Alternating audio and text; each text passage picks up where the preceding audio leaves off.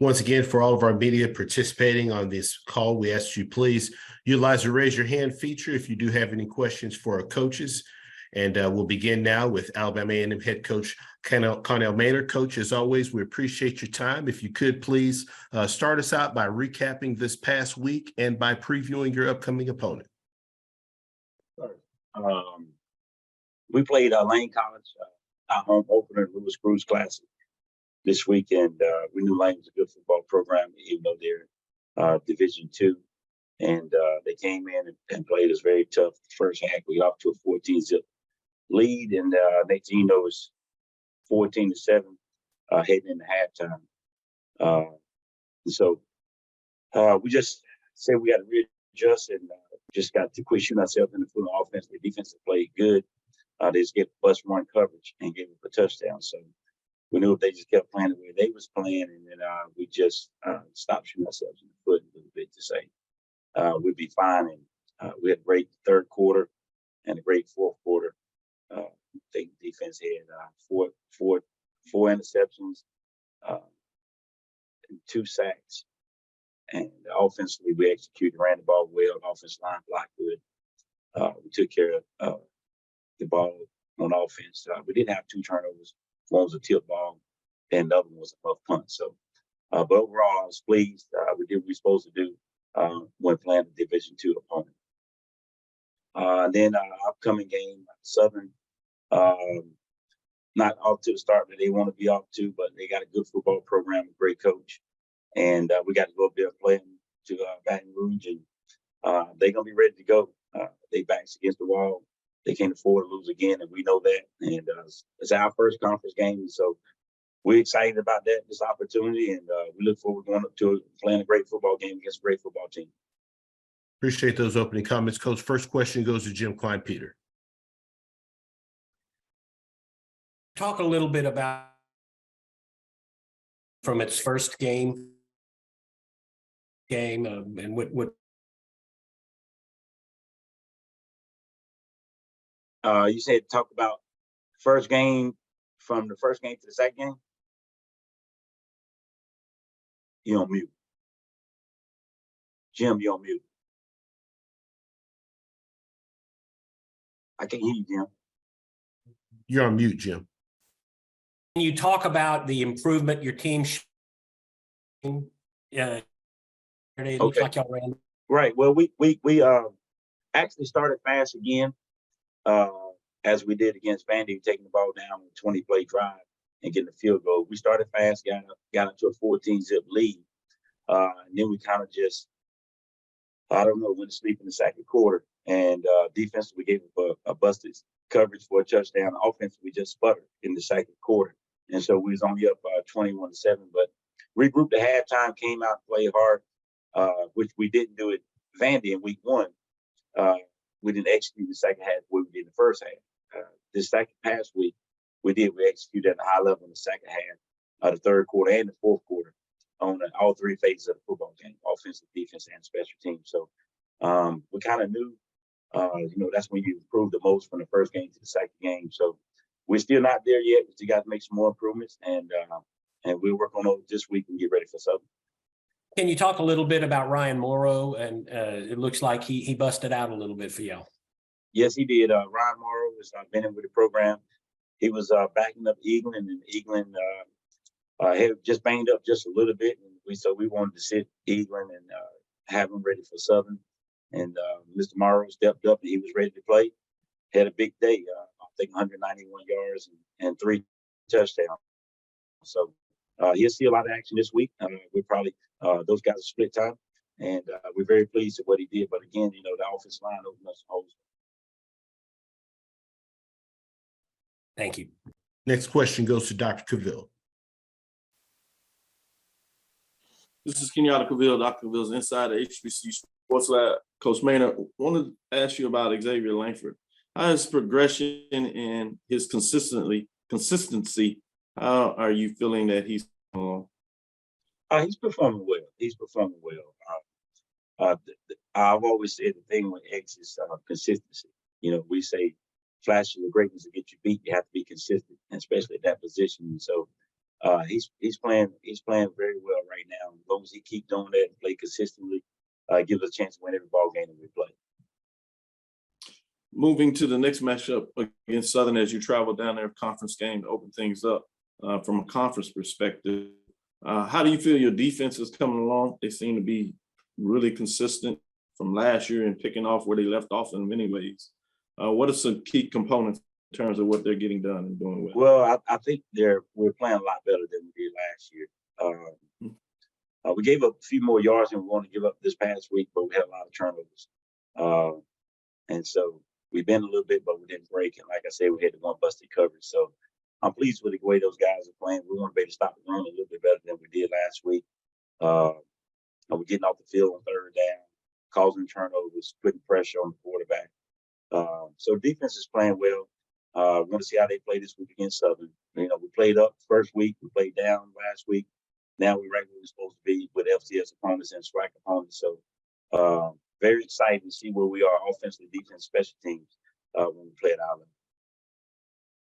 Look forward to the matchup. I do too. Good luck this week. Thank you. Next question goes to Mo Carter.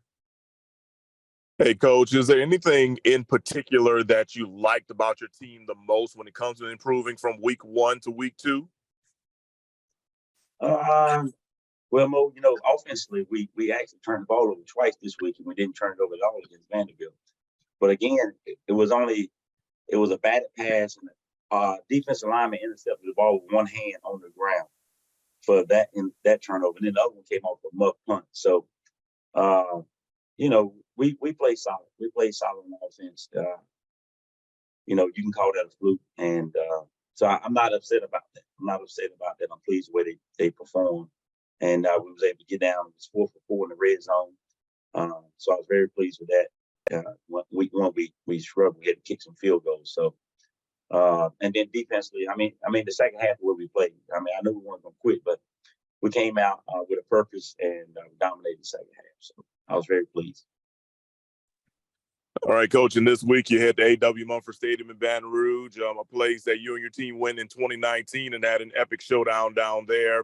What are you telling your guys as far as who weren't on the team back then about what they can expect when it comes to not only facing Southern, but also that atmosphere they'll have to deal with?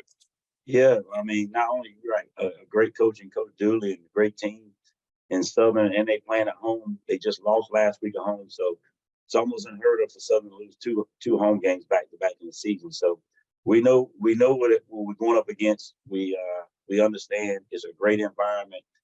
They got a great fan base. They're gonna be hyped up and ready to go. It's gonna be sold out. And it's gonna be a great football game. And we look forward to the opportunity. We look forward to the challenge. Thanks, Coach. Thank you. Currently taking questions for Coach Maynard with Alabama A&M. If you do have any questions, we ask you please utilize the raise your hand feature. We'll take a question from Jim Kleinpeter. Yeah, Coach, what impresses you about Southern's offense? What do you see as a key to stopping them offensively? Well, they got a great quarterback. He's a dual threat quarterback. He can hurt you with his arm or his legs. They got a couple of running backs they playing. They got a big old offensive line that they always have that can lean on you. So we can't give up big plays. We got to make them drive the field, and don't let that quarterback get loose on us. We got to be able to control his legs. Don't let big runs and then no long passes. If we can just make them have to go 14, 15, 16 plays to try to score, we got a chance. But they got a great team and they'll be ready to play. So defensively, they're always good on defense. They stout. So we got to really play well on offense. We got to control the ball. We got to stay balanced to keep them off of balance because they just don't give up all the points. So you got to play well. Thank you, Coach. Last question goes to Charles Bishop. How you doing, Coach? Good, Charles. A quick question I wanted to ask, what does it say about the strength of the SWAC East, especially for Alabama State and Jackson State to get victories over Southern thus far early in the season? It says a lot. I think that, everybody says that the SWAC is the SEC of HBCUs. They're right. We got a lot of good football teams, man. We got a lot of good football coaches, a lot of good football teams, and you got to be ready to play every week. And it's not going to be a whole lot of blowouts, man. It's going to be people going to be in the game. It's going to be one possession games. It's going to be 4-quarter games, and you got to make plays down the stretch. Normally, it's just like the team that wins going to make 1 or 2 more plays than the other team. I mean, it's just tough conference, man. Every week you got to roll your sleeves up and be ready to fight. If you're not, you're going to lose the football game. Sure thing. Appreciate you, Coach. Yes, sir. Coach Maynard, as always, we appreciate your time and good luck this weekend. Thanks for having me. Thank you. Next, we go to Alabama State. Head coach Eddie Robinson. Coach, as always, we appreciate your time. If you could please start us out with an opening statement, recapping this past week and previewing your upcoming opponent. Yeah, played at home against Miles College, a D2 program. Guys came out, thought we competed hard. At the end of the day, we didn't do enough to get a W. So it's very disappointing loss for us, especially after playing so well to week 1. So now we get to see about our character a little bit, see what type of team we're going to be. The things that we worked on in the offseason that we did in the first game, we didn't continue that in the second game. Had too many penalties. Had 3 interceptions. One of them was towards the end of the game. So those are the things that really hurt us. The bright side, we did have our freshman guy started his first game, got an interception, got a pick 6, ran it back for a touchdown. Did some good things on the special teams, punt return. Our kicker did a really good job, Jay John. He had missed a couple field goals last week and came back and made one and made all his extra points. So a lot of things that we did well, but just too many mistakes, especially playing at home against a D2 opponent. But got to give Miles College and Sam Shade a lot of credit. They came here and played. They competed. I think the game was a little bit more important to them than it was to us. So that's one of those things that I take credit for that and take the blame for it. And we got to get ready. We have a bye week this week, so we'll work on us. We have to fix what we're doing, improve our mistakes, be a more disciplined football team, and try to figure out, what's the real Alabama State football team the first week or the second week. And then coming back off of that bye week, we'll play FAMU. Appreciate those opening comments, Coach. We'll now open up for questions for Coach Robinson. If you do have any questions, please utilize the raise your hand feature to get your question in the queue for Coach. Take questions now. First question goes to Dr. Cavill. This is Kenyatta Cavill, Dr. Bill's Inside HBCU Sports Lab. Wanted to ask a little more about the mentality, as you said. How do you focus on yourself over the next week to provide the mindset that talking about where you want to be and what kind of team? Are there some things that you can do from a coaching perspective to push that along, or is that just so much internal to where the team and some of the leaders want to be?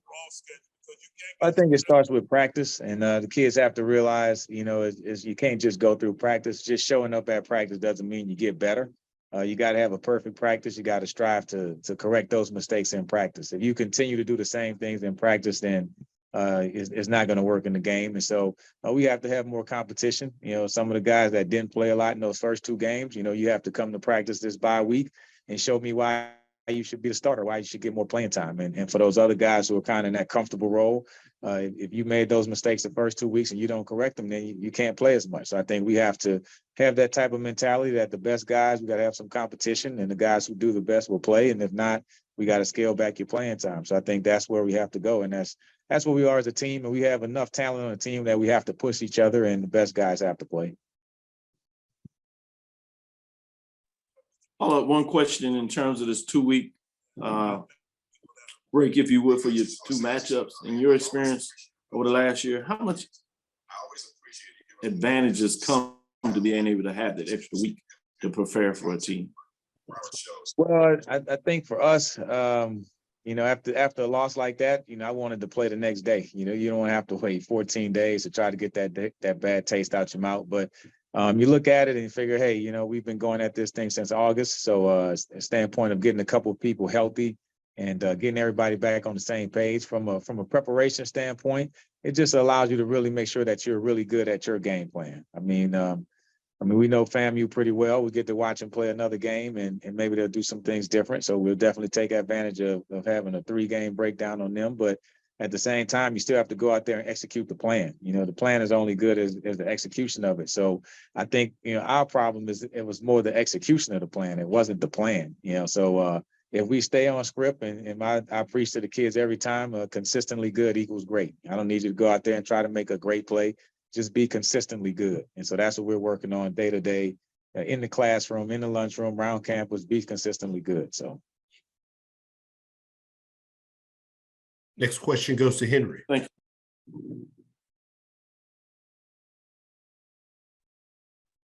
Good morning, Coach. It's Henry Pugh from HBCU presented by the Golden Boot. Coach, at the end of the game, you went in and made a change. Was that something that's just situational, or are you looking to make a change at the quarterback spot full time? Well, I think everybody has to compete this week, and that's how we're going to look at it. Damon Stewart had a really good summer, really good camp. We wanted to get him some playing time in this game regardless. We felt like that, D. Davis had a couple plays towards that game that just wasn't unlike him. And so we wanted to put Stu in here and get him an opportunity maybe to give us a little spark. Drove us down the 2 minute, had a chance to win the game on a 4th down play. Actually completed a big 3rd down for a 1st down at the 15, but we had a holding penalty, so that kind of set us back. Penalties and sacks killed 2 minute drives, so that kind of set us off schedule. But I thought he did enough towards the end of that game to definitely warrant some more playing time. So he'll compete, and the best kid, just like any other position, will play. All right, thank you, Coach. Yep. Next question goes to Perry. Coach, your team is going from a loss to a Division II school to playing the preseason pick to win the SWAC East. From a mental standpoint, how do you get your team back up and ready to go in 2 weeks? Yeah, so we have a thing that's called the Hornet Creed. It starts off, this is the beginning of a new day. So if you're still wilding about the loss to Miles College, then you're going to lose the next week. And so we have to win each day. I think, we have big plans for this season, and we still do everything that we plan to do. And every goal we have is still in front of us. So you can't get caught up on, hey, you had a bad loss. Bad loss is going to happen. Bad things going to happen in life. That's part of it. But the biggest thing to me is win each day. So that's what we're focusing on, instead of worrying about, hey, what we can do to beat FAMU, what we can do to beat the next team on our, et cetera. Let's win today. Let's be the best that Sunday, the best that Monday, win each day. And then when it comes to that game, you win the game that day. So that's how we're looking at it. And I think that's the only way you can approach football. Thank you, Coach. Yep. Currently taking questions for Coach Robinson with Alabama State. Any final questions?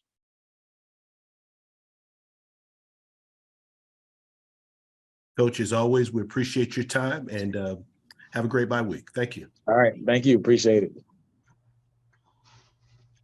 All right, we're a few minutes ahead of schedule. We'll go with Coach McNair with Alcorn State. His time slot is going to begin here in probably roughly about 2 minutes, 10:25. So we'll be back momentarily. Thank you for your patience. All right, once again, for all of our media participants, if you do have questions, we ask that you please utilize your raise your hand feature to get your questions in the queue for the coaches. At this time, I'm happy to be joined by Coach McNair with Alcorn State. Coach, thank you so much for taking some time to join us. If you could please start us out with an opening statement, recapping this past week's action and previewing your upcoming opponent. Pleasure to visit you guys this morning. We traveled down to Nacogdoches, Texas, and played a good Stephen F. Austin ball club that was prepared to play full 60 minutes. I thought coming out, we get the ball first, and we made some penalties there on the first possession that kind of put us behind the sticks a little bit. And special team, we didn't play as well on special team we did the week prior to Stephen F. Austin. We had 2 safes, had a block punt, and we had a punt. A punter step out of the end zone on one of the punt situations. So we didn't play as well as we did the previous week against Southern Miss on special teams. I think that kind of hampers us a little bit, and the things we could have did and pinning the guys back or flipping the field over. Offensively, I thought we did some great things that we didn't do against the first game. We had much more improvement in terms of execution. Things that we did offensively. I thought that we made some giant steps in where we was at offensive-wise. Defense played a solid ball game. They had 3 picks, in which offensively we didn't capitalize on either one. We got to be able to capitalize on turnovers. Of course, we didn't turn the ball over either, so that was a big plus. So Overall picture, we played a good football team in Stephen F. Austin. Shows a lot of improvement from game one. And as a head coach, that's what you look for in terms of where you were at game one to game two. I thought we showed a lot of great signs in moving forward with this program. Got a good football team coming up this week against McNeese State. Here at home, be our home opener for this week. So excited about the progress that we're making going towards the rest of the year, especially for our next ball game. So a lot of improvement, I'm really proud to see in terms of this program. So looking forward to a good game this weekend against McNeese State. Appreciate those opening comments, Coach. We now open it for questions for Coach. If you have a question, please utilize the raise your hand feature to get your question in the queue. Currently taking questions for Coach McNair.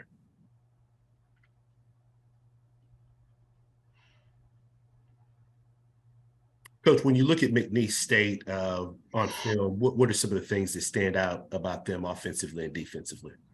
They got a bunch of good guys. They plan they plan 2 quarterback system. Got some good guys that can throw the ball, they can run the ball as well. The receiver course is very good. We got a challenge for us at that position. So up front, they're pretty solid. They got All-American offensive linemen that's going to play well. Defensive wise, Coach Peck got those guys playing pretty good on defense. So they're solid. Those guys all around. Coach Goff got those guys playing really good. So right now, it's just us to do the things we need to do to make sure that we're taking care of Alcorn State University football. It's all about what we do. Like I tell the guys all the time, we minimize the mistakes that we make, challenge the ball club that we're playing. It's all about what we do. So from that aspect of it, they gonna come in hungry. Went down there last year. We beat them down there last year. So they're gonna come in hungry and ready to play. So got a good challenge ahead of us this weekend. Next question goes to Perry Daniels. Yeah, Coach McNair, that was a big win last year for your team at McNeese. Can you talk about the importance of beating other FCS schools in positioning the SWAC as a relevant at-large option when it comes to playoff time? Well, it means a lot. I think our commissioner talked about a lot too, of getting a bid to the playoffs and in terms of SWAC of Celebration Bowl, in terms of the strength of your schedule. And I think we have a good strength of schedule. We played a good FBS team in Southern Miss, played McNeese State. Stephen F. Austin, which is normally in the playoffs too. Even McNeese State coming up now. Those teams are normally in the playoff picture each and every year. So just having that strength of schedule and playing those caliber teams kind of build us a platform to where we need to be in terms of getting ready for our SWAC conference. So I think that what we're doing now with this program, playing those schools like that, kind of put us in a situation, especially when you can beat one or keep it close in terms of what you can do in terms of the playoff bids. Good luck, Coach. Thanks a lot, sir. Next question goes to Charles. How you doing, Coach McNair? Good, sir. I wanted to ask you a couple games into the season. How would you assess your quarterback room right now, and what do those guys need to do to really kind of get the offense up and rolling? It's still good. I think the quarterback room is good. I think Coach Phillips is doing a great job with those guys and managing that room. Good feedback from all of them. I think the thing we need to do now is focus on being more consistent in what we do at that position, in terms of making plays and making the throws and making the right reads and stuff like that. But they're coming along very well. I think right now, if I had to access that room right there, I thought that we've been doing a pretty good job. Not to where we want it to be right now. We still have some challenges in that room in terms of what we need to do to lead this offense to where it needs to be. So the room is good. So we just got to get these guys to be more consistent in what they're doing on the field and in the course of ball games. A quick follow-up. Are we still sort of at the stage where we will see both quarterbacks? Yeah, right now I think you probably will, in terms of what we're doing and in terms of our offense and what we can do.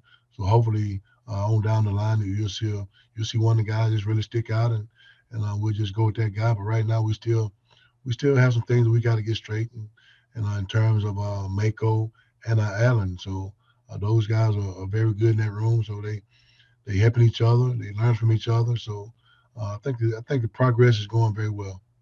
Sure thing. Thank you, Coach, and good luck next week. Thank you, sir. Next question goes to Dr. Cavill.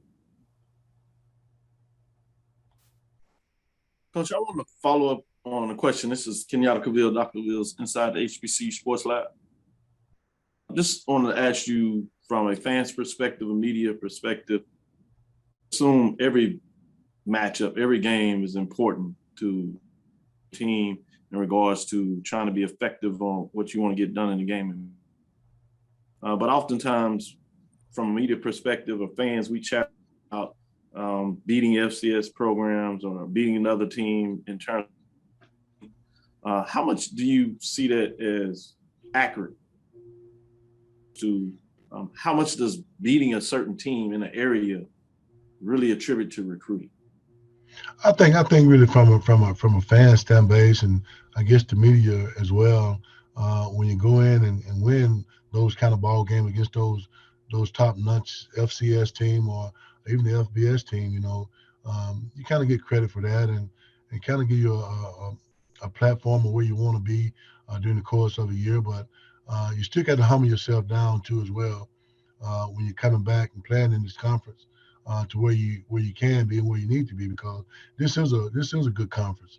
I think what Dr. McClellan is doing is building this conference to be one of the premier conferences in football.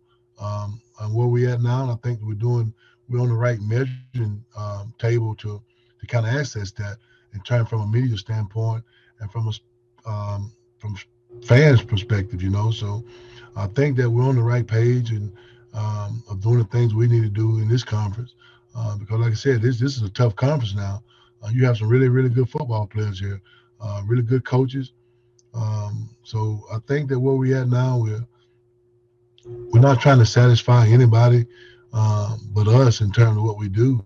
When you go out and beat one of these teams, you get credit for that, but you still got to humble yourself and realize that you still got good teams in this conference that can beat you anytime. So it's just a measuring stick for us in terms of what we can do and what we can be from a football standpoint.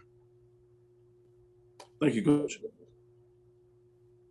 Currently taking questions for Coach McNair with Alcorn State. We'll take a question from James Hill. Good morning, Coach. I hope you and the gentlemen at the reservation are well. When you talk about the game of football, there's several opportunities and there's a 3-month experience. But just talk about continuing to grind it out. And Saturday, there's another opportunity. That's what I tell the players too. Each and every Saturday, it's an opportunity for you. Being 0-2 right now, but you still have 9 games left on the schedule. So each and every day, you go out and make yourself better to compete for that Saturday. You put the work boots on, your cleats on, Monday through Friday, and go out and try to get that check on Saturday. So that's what it's all about. Giving these guys an opportunity to play another week, have another chance, have some more eyes on you the next following week, more people to cheer for you the next following week. During the course of this week, our first home opener, so we get a chance to see your fan base and see where we're at in terms of the fans. So it's a good opportunity for us. So we're excited about it, and just hope everybody just come out and continue to support our brand of football and where we at, and the things that we continue to do each and every week. Coach, there's nothing like HBCU football, the culture, the pageantry, the bands, the food, the tailgate, the people, and the football games. Can you just talk a little bit about the atmosphere you envision this weekend at the Alcorn State University? It'll be a good atmosphere for our new guys that's coming in, and we talk about it on the recruiting trail too. So while we are recruiting, we talk about how friend-family this place is, and especially on home game with the tailgate and the experience you have with our fans. So, the fan base, and I've seen all the HBCUs home games, tailgate. It's phenomenal, man. You got great atmosphere there, all the HBCU schools, in terms of what we do in preparation towards games on Saturday. So I've seen a lot of it, even as a player, especially as a coach now. You get a chance to get there early before the game start, and you're seeing all these fans, and you're seeing all the barbecue pits lit up, and and all the smoke is around the area, man, I tell you, it's nothing like it. Smell the barbecue, man, and the fried chicken and fried fish, man, it's just phenomenal stuff. So I would recommend, if I had to do it all over again, I wouldn't make no change in what I've done in the past. I would always say HBCU is the best for a college experience ever. I have done it, I've seen it, and I've been around a lot of it. So this is my home, and hopefully I'm here for the next 40 years in the HBCU ranking. So it is good. So it's been good to me. Thank you, sir. Have a great week. Thank you, sir. Coach McNair, as always, we appreciate your time and good luck this weekend. All right, you guys just keep everybody in mind, for those who stood up for it and those fallen soldiers that went down in 9/11. I'll keep those guys in mind for this day. Appreciate you, Coach. Yes, sir. We'll now go to Bethune-Cookman. Coach Woody with Bethune-Cookman. Yes. How you doing? I do see we have Coach with us. Hey, good morning, Coach. And as always, Coach, we sincerely appreciate you take some time to join us. Coach, if you could please start us out with an opening remarks, recapping your team's win this past week versus Savannah State. Well, I tell you what, obviously we're proud of the guys, going in and executing, the game plan, in all aspects. When you look at the game afterwards, it's definitely a situation that you can improve on, but we're glad that we got a win in our season opener at home. Appreciate those opening comments, Coach. First question goes to Dr. Cavill. This is Kenyatta Cavill, Dr. Cavill's inside the HBCU. It was close for a half, but then you were able to really get some things in the second half and continue to hold Savannah State Tigers down. About what you felt your team was able to do offensively throughout this match. Well, I tell you what, we played two quarterbacks, obviously, going into, the first quarter. We had a Walt start, and then, made the switch, towards the end of the quarter and brought in Luke Sprague, and he ended up, kind of opening up the passing game for us, and it worked out for us.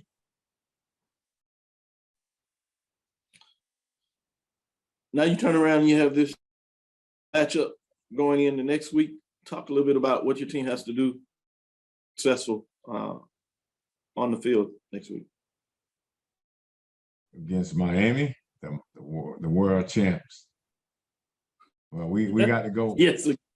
Yeah, but we got to go in and do things the right way as far as, mastering our 5 A's, alignment, assignment, adjustment, and alert. And obviously, we want to win the hidden yardage battle. And then we got to play sound offense and defense. It goes back to the basic techniques and fundamentals, of football. And, they have a lot of guys that could turn a negative play into a positive play. And we just got to do well with the basic fundamentals. And that's what, we're preaching, because it's a short week. You can't put in too much to have the guys thinking. Mm-hmm. They just got to play good fundamental football. Don't hurt yourself. Thank you. Next question goes to James Hill. Hey, Coach Woody, congratulations on that victory. Talk a little bit about returning to Daytona and being able to get one to set the foundation at home for your program, and what it was like to get one. Well, I'll tell you what, it was a good feeling, to be home in front of the home crowd, community, administration. I mean, it was just nice for the players to put a complete game together, and go out there and win at home, setting the standard. I mean, we wanted to make it tough, to come in our home and let someone take over. We don't lose at home, and I think those players, they gain a lot of confidence, going into this game, understanding that, hey, you know what, we're going to make it hard for someone to come in and compete, try to win at our home. Coach, quick turnaround, next stop down to Miami Gardens to play the Hurricanes, but just talk a little bit about going in there in the mentality of the Wildcats nation? Well, like I said earlier, we got to go in and make sure that we're sound on all three aspects of the game and don't have any foolish penalties. I mean, they're a really good football team. Obviously had an opportunity, some history there to coach with Coach Mario at Oregon, and then, the D-line, Joe Salavera, all those guys, we were side by side. And I know Coach Cristobal, he's going to have his team ready to go, and we're going to have our team ready to go. We just got to minimize the mistakes and do the things the right way, and let's keep it a game, and we're going to fight, we're going to claw. And if we do that, good things will happen. Coach, in closing, the BCU fan base down in South Florida, they get an opportunity to see you guys, and then the recruiting piece, young men who want to be a Wildcat. Just talk a little bit about this is a great opportunity. Oh, it is. I mean, to play a program like Miami, just so they understand, hey, you come here, in order to be the best, you got to play the best, and we're not running, we're not worrying about anyone on our schedule. It's the most important game because it's the next game, and now that they see that, hey, you know what, coming to BCU, you get a chance to play in some big time games. But we take each week one day at a time, and this is the most important. But this is a real good football team that we're going to play, and the fan base and then recruits, they see an opportunity to be able to come to a school like BCU and have a chance to play early and play against a team like University of Miami. Thank you, sir. Have a great week. You too. Currently taking questions for Coach Woody with Bethune-Cookman. Any final questions? Coach, as always, we appreciate your time and good luck this week. Thank you. Few minutes ahead of schedule. Next, we'll be joined by head coach Willie Simmons with Florida A&M. His availability will be from 10:45 to 10:55 Central. That'll be roughly about 2 minutes. We'll be back momentarily. Thank you for your patience. All right, I do see that we have Coach Simmons with us. Coach, as always, we appreciate you take some time out of your schedule to join us. If you could please start us out by recapping this past week's outing at South Florida. Well, obviously it wasn't an outcome that we wanted, but I'm proud of the guys for how they competed. 2 years in a row, we've gone toe-to-toe with, FBS programs all the way up into the fourth quarter, and just proud of that and the growth and maturity that we showed. Obviously, we had some self-inflicted wounds that really hurt us, 5 turnovers, 12 penalties, and you can't beat teams of equal talent or greater talent when you shoot yourself in the foot. But again, a lot of good takeaways from the game. Threw for 374 yards, had 6 sacks, 13 tackles for loss. Held a team that had over 550 yards of offense the week before to, under 330. Held them to 120 yards rushing. So again, defensively played tremendously. And offensively and special teams, left a lot to be desired. But again, the guys watched the film and they now see how capable we are of being a dominant team if we just continue to work. So again, proud of them all in all, and got to get ready for a tough West Florida team coming in this week. Appreciate those comments, Coach. First question goes to James Hill. Hey, Coach, just want to say hello to you and everybody on the highest of 7 hills. In the first quarter, when Terrell scored, you guys were setting the tone and the foundation for a good game. But just talk a little bit about what you were able to see out there and your takeaways going home back to play West Florida. Well, again, we started fast, 2 weeks in a row, scored on the first drive. So that's something that we talk about. It's one of our goals. Guys had a lot of energy, a lot of excitement. They got it back and scored. Obviously, we had to adjust to their tempo. First time really seeing it in person. We talked to them about it, but until you see it in person, it's almost impossible to prepare for. So as the game progressed, our defense got a lot better at adjusting to their pace. But then the big turnover, they score. We have a fumble on the next kickoff. They get it on the short field and score again. And, took some of the wind out of our sails. We got it back eventually, driving in the score right before halftime to make it a 3-point game, and we fumbled again on the 5 going in, So 2 huge turnovers on fumbles, and then had 2 interceptions the first half as well. So when you turn the ball over 4 times and a half against a team, that's really devastating, But again, the guys fought hard. They didn't they didn't back down. They stood toe to toe with an FBS program. And again, I couldn't be more proud of them for that. Just gotta clean up the mistakes. Coach, a big winning streak going back home to brag, but just talk a little bit about defending your stadium. Well, obviously this weekend, very excited to be able to honor the legendary Ken Riley by, naming the field Ken Riley Field. So one of my highlights as a coach is to be able to run out of the tunnel and lead our team onto Ken Riley Field. And so, not only defending the nation's second longest home win streak, but playing our first game at home on Ken Riley Field means the world to us. So we know West Florida wants to be a spoiler of that great moment, and we got to prepare ourselves mentally to be ready to play our best game on Saturday to prevent that from happening. Have a blessed week. Thank you, James. Next question goes to Henry Pugh. Good morning, Coach. It's Henry Pugh of HBCU presented by the Golden Boot. How are you today? Doing well. Coach, can you talk a little bit about Jeremy Moose's, I guess you could say, tale of two halves, his first half versus his second half? Well, I thought Jeremy threw the ball extremely well. 374 yards passing, made some really nice throws against tight man coverage. He missed a couple of throws there early, a misread on the interception there, and on the screen, it was kind of cloudy, so just throw it in the dirt, live for another down. But other than that, I thought he played a really solid football game. Had a couple of reads there, in the end where he wish he would have gotten back. But as far as the pass game, I thought he was solid. We got to do a better job of protecting him, obviously. We had some breakdowns in protection on a couple, some miscommunications that caused him to take some shots that are unnecessary. But again, he showed why he's one of the better passers in the country by, really throwing nice balls in tight man coverage, on some deep crossing routes, because that's what those guys were forcing us to do. Yes, Coach. And you mentioned earlier about being able to go toe-to-toe with FBS programs.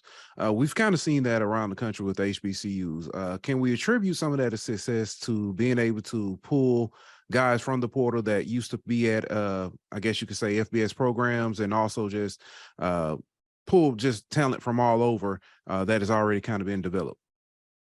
Well, I think you can attribute that to the level of coaching that we have in these conferences. I think that's something that's been overlooked for a very long time.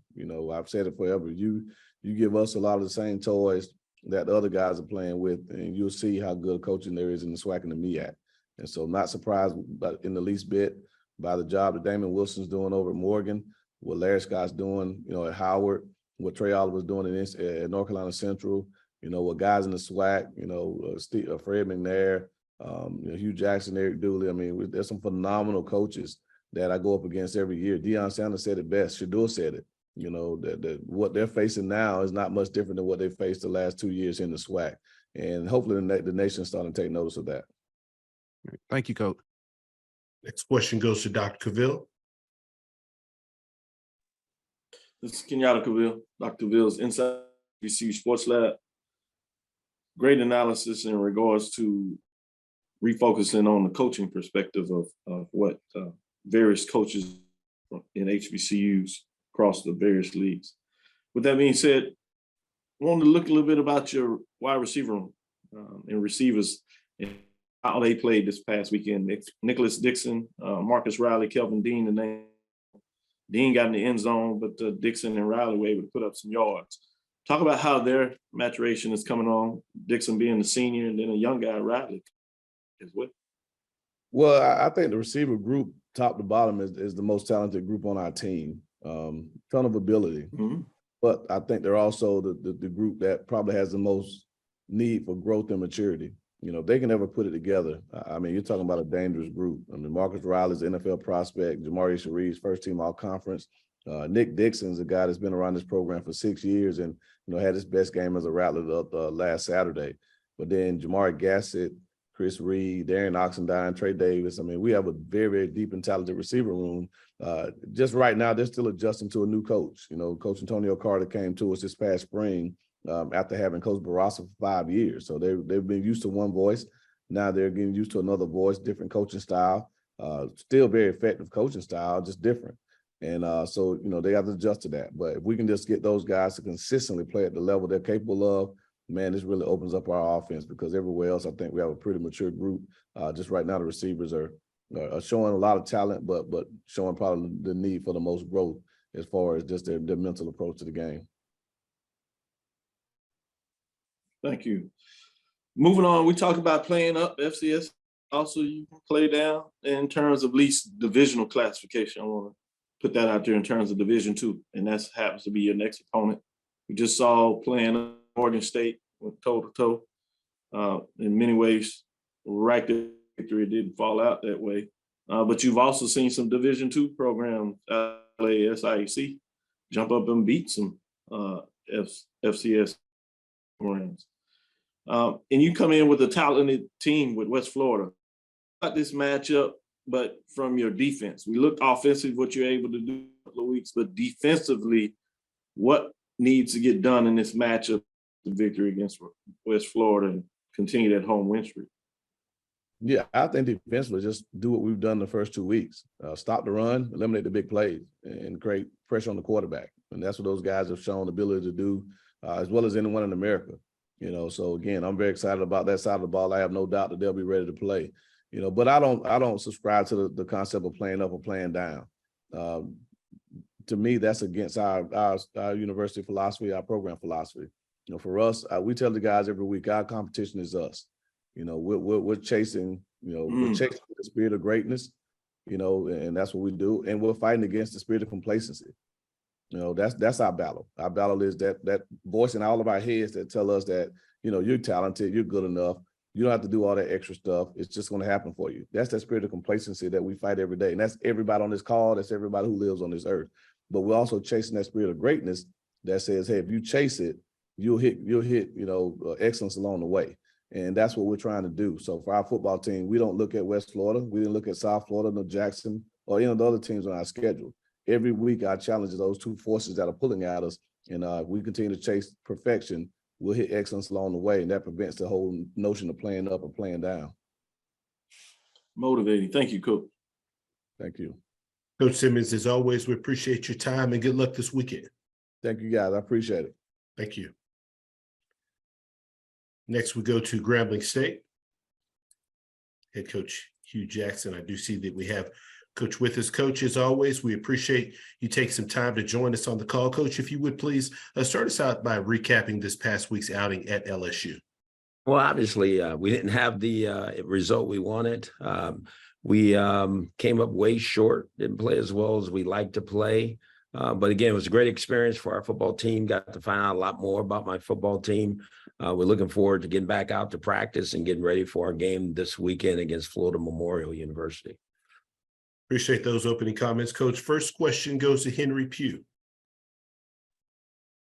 Good morning, Coach. Henry Pugh from the HBCU presented by the Golden Boot. How are you this morning? I'm doing well. Coach, offensively, you were able to move the ball pretty effectively against LSU. Some of the drives stalled and didn't come up with the correct result. But what is something that you kind of take from that? Well, again, I thought our guys competed extremely hard. I thought our quarterback played well, in some areas. I thought our line protected well, we blocked well. But again, there's still growth that needs to happen. I think we all know that at every position. But I think, there was a little success there, but we didn't finish some drives, as you just mentioned, in the scoring zone that we got to make sure we finish those starting from here on. And Coach, to follow up with that, we saw that you pulled Miles. He was getting kind of hot, and you kind of pulled Miles. Was that by design or was there something else that you saw that you felt that you need to get him out of there? No, that was by design. To me, when the game was starting to get out of reach, I didn't think it was smart of me to have him in there. Again, he's our starting quarterback. We want to make sure we do everything we can to protect him. We had a big season ahead of us. So I wanted to make sure we walked out of that game with him upright and ready to go for the next week. Okay. Thank you, Coach. Next question goes to James Hill. Hey, Coach, I hope you and all the G-men are well. When JR scored, that game was tied at 7s. Just take us back to that point. And again, very competitive early on. Well, absolutely. They had went down and scored. I'm talking about LSU, and we were able to answer. Our offense came out and did a great job. Real good mix of our game plan that led us to a score. And so I think our guys really felt like we were in the game and doing extremely well. And if you remember, even the next drive that we had after they had scored, we got down there, had to settle for a field goal. So I think we have a chance to be good on offense. We're just scratching the surface on how good we can be. We got to just keep chasing it every day, every week, and continue to get better. Coach, the ongoing thing of HBCU and SWAC players getting an opportunity to play on Sundays. This past weekend, that was a great opportunity, a stage. Just talk about that ongoing conversation, and guys want to measure themselves, and other teams want to play against HBCUs too to see what's going on. Oh, absolutely. I think it's important for us to have these kind of games, regardless of scores or any of that. A lot of these student athletes love to compete at the highest of level and see exactly where they are. No different, as you said, the SEC schools want to see, who are these HBCU schools that everybody's talking about? So, like I said, Dion has done a great job, and Shador, you know, the things that him and Travis Hunter have said about the conference, you know, that says a lot, because those guys are now trending up there and doing extremely well. And they were in this conference and did extremely well. I don't think it's much of a difference either, other than the resources that these schools have. So these players deserve those opportunities to be seen at the high level. Thank you, sir. Good luck going forward. Thank you. Next question goes to Jim. Hey, Coach, Jaquavius Richmond got hurt badly, it looked like. I was wondering if you had an update on his status. We're still, obviously, I think we're trending in the right direction. It's unfortunate. We're praying for him, his family, but I think we're moving in the right direction for sure. Is he in the hospital still, or? I don't have that information. I would have to get our medical team. I would have to meet with our medical team, I should say, this morning to know exactly where he is. Thank you. Sure. Next question goes to Perry. Coach, you seem to be a lot more excited this season than last season. Let's talk about the nature of that excitement in your football team. Well, because I know who our football team is now. I know who the quarterback is. I know the other pieces that are there, and they're players that we recruited into the program. So you feel a little bit more comfortable about what you have and what you potentially can be. I feel good heading into this season. Obviously, we'd love to have a win under our belt. We don't yet.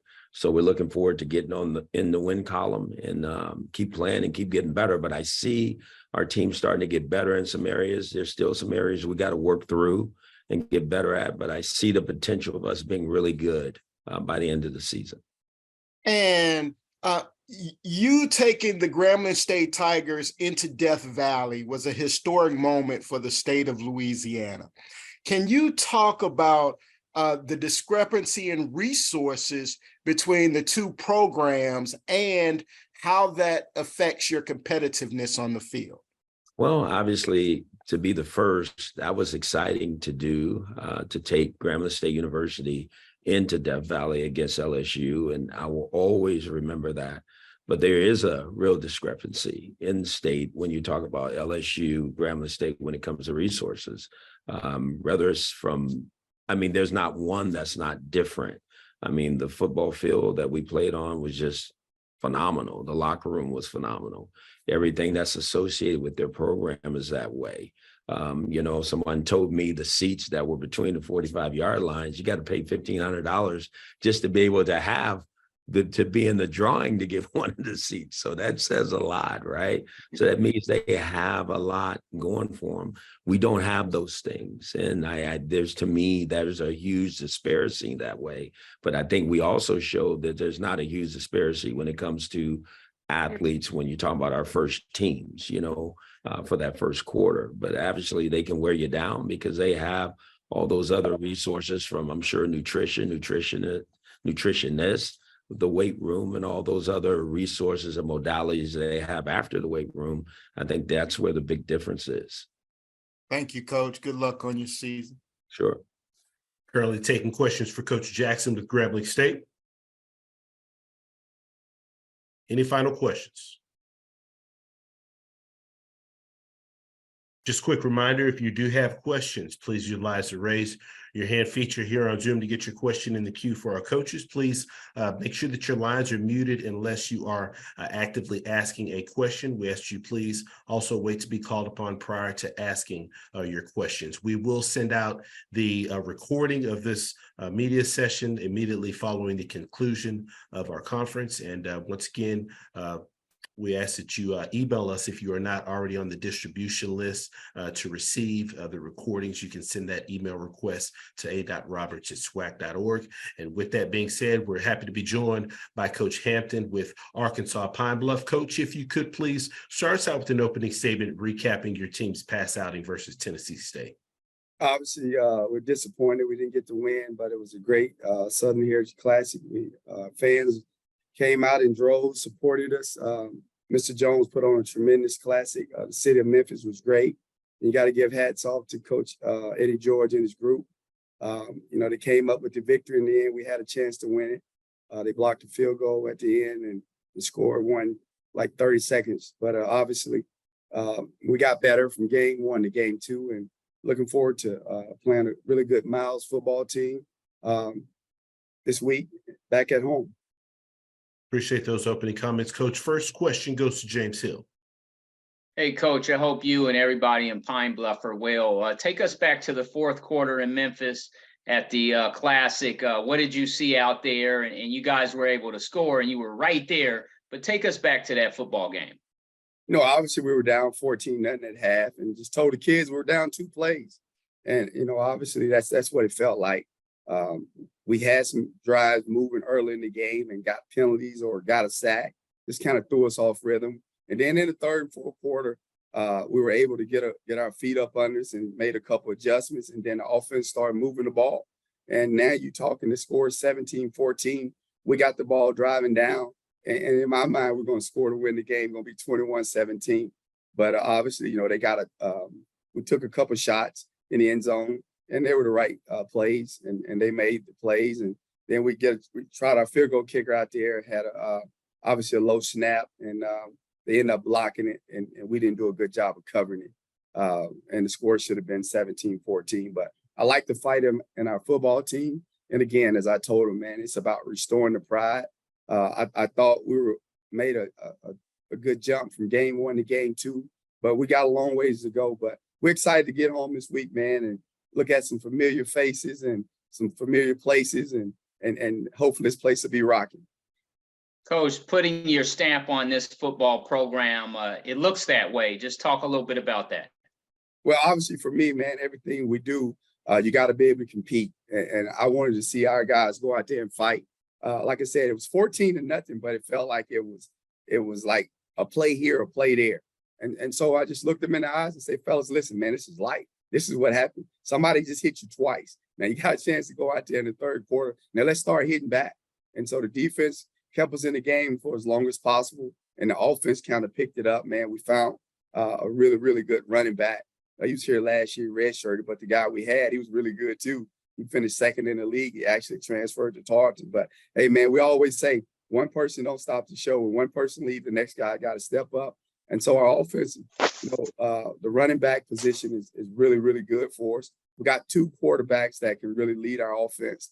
Obviously we got to shore up some things as far as pass protection, but those are minor details.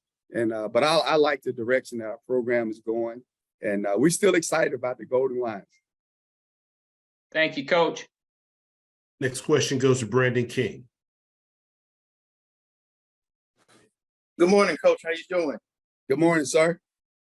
Right. Speaking of your running backs, can you talk about Mr. Davis? You've been in previous weeks really complimentary of his performance on the football field, and he had himself quite a game on Saturday, running for 167 yards and a touchdown, and even catching several passes out of the backfield.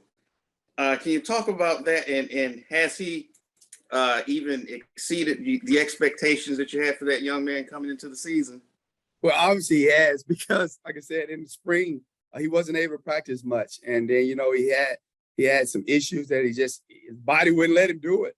And man, I give that young man a lot of credit. He went back home and he got a lot of treatment and got a lot of got a lot of mobility in him, and he came back, man. He was like almost like a Greek god, man. He kind of like beats his body up, and he runs angry, and he loves the game of football. Like the more they hit him, the more he likes it.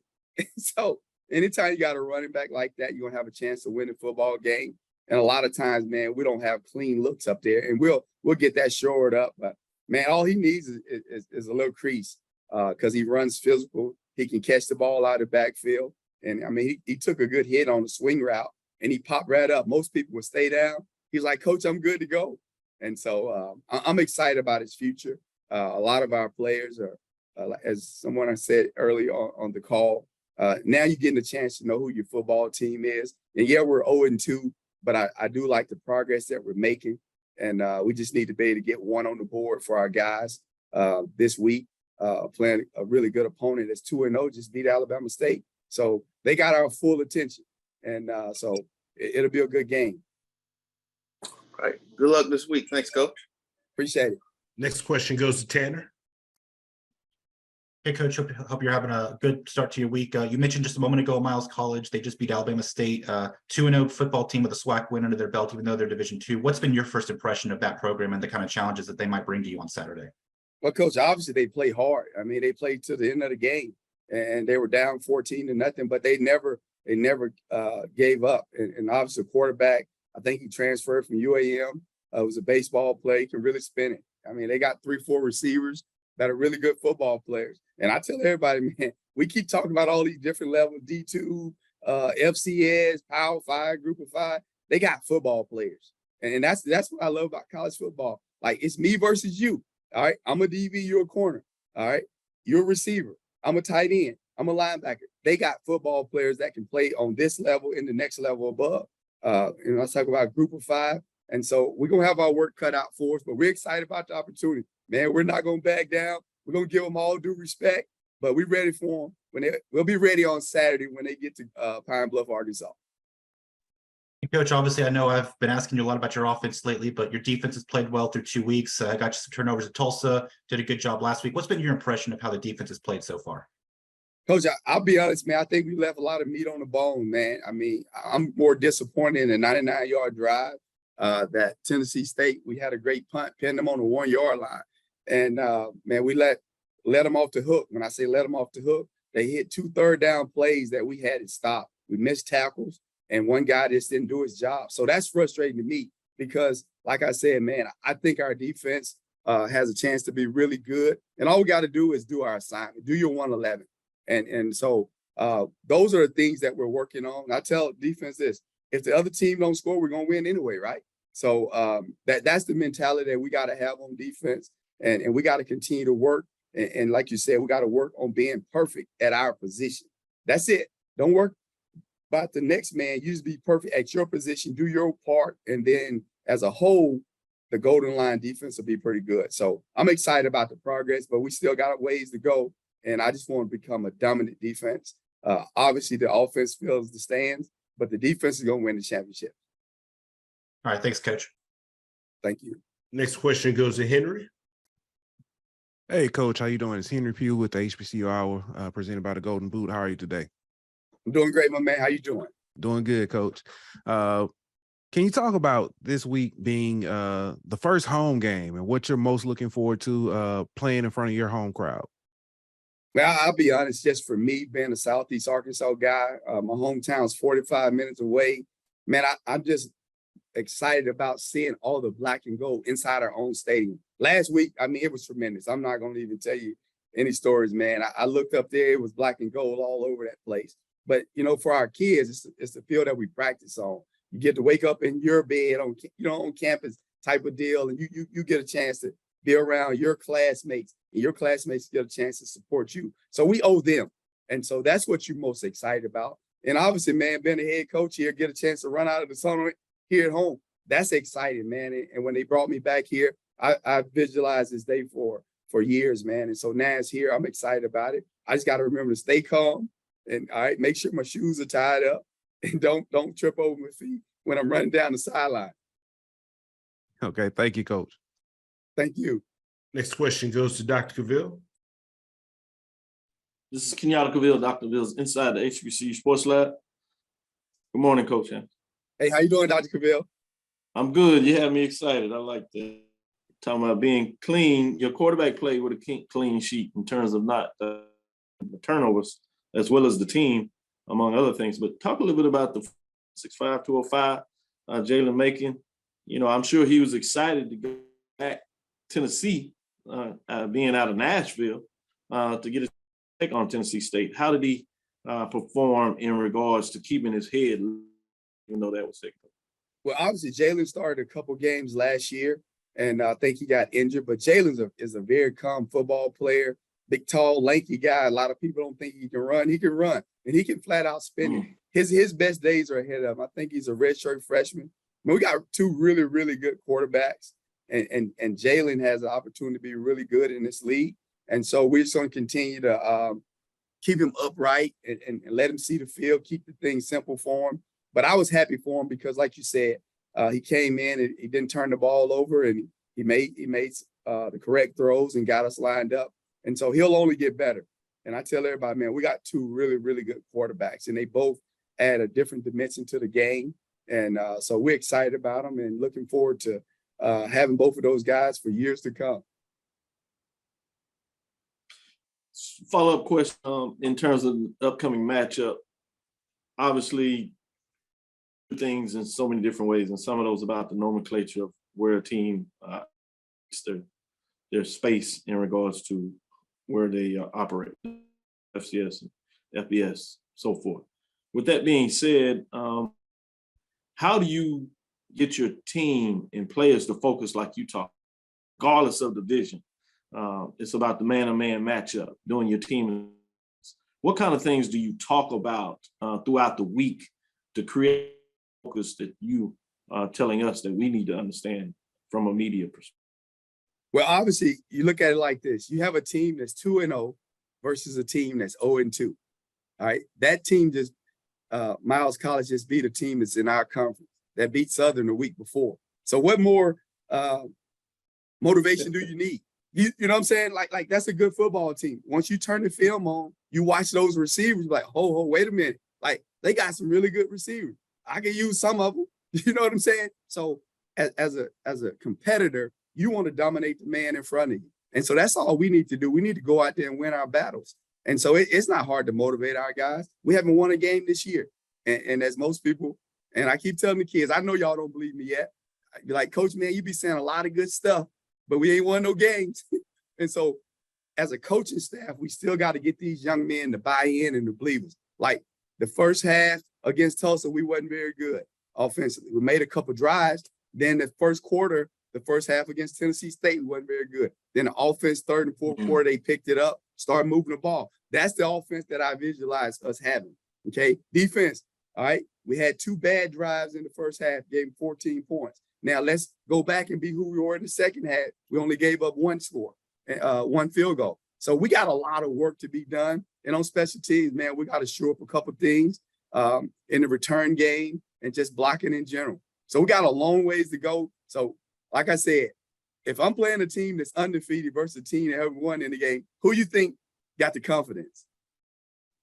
Miles College do. But I tell you this, our job as coaches to get our players motivated to go out and earn your first right. And I tell them every day, it's a cost to win it. You got to earn it in practice. I heard a couple of coaches say it on here. You can't just show up on Saturday and expect to win. Hey, and I hate to say it, I think that's what happens a lot of times. Just because you win the week before, you think you automatically win the next week. It doesn't work like that. Every day presents a new opportunity to go out and get better. And that's where the golden lines are. We have academic Mondays today, no football. And then on Tuesday, we'll get cranked back up. Thank you, Coach. Look forward to the matchup. Thank you, sir. Coach Hampton, as always, we appreciate your time and good luck this weekend. I appreciate it. Thank you.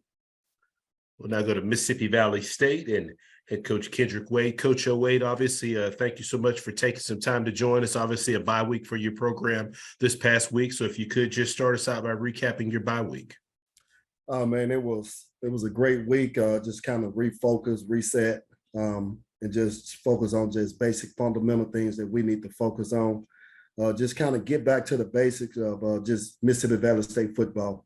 The guys were able to get a couple of days off this weekend, just kind of, rest their body as we get ready for this 10-week stretch.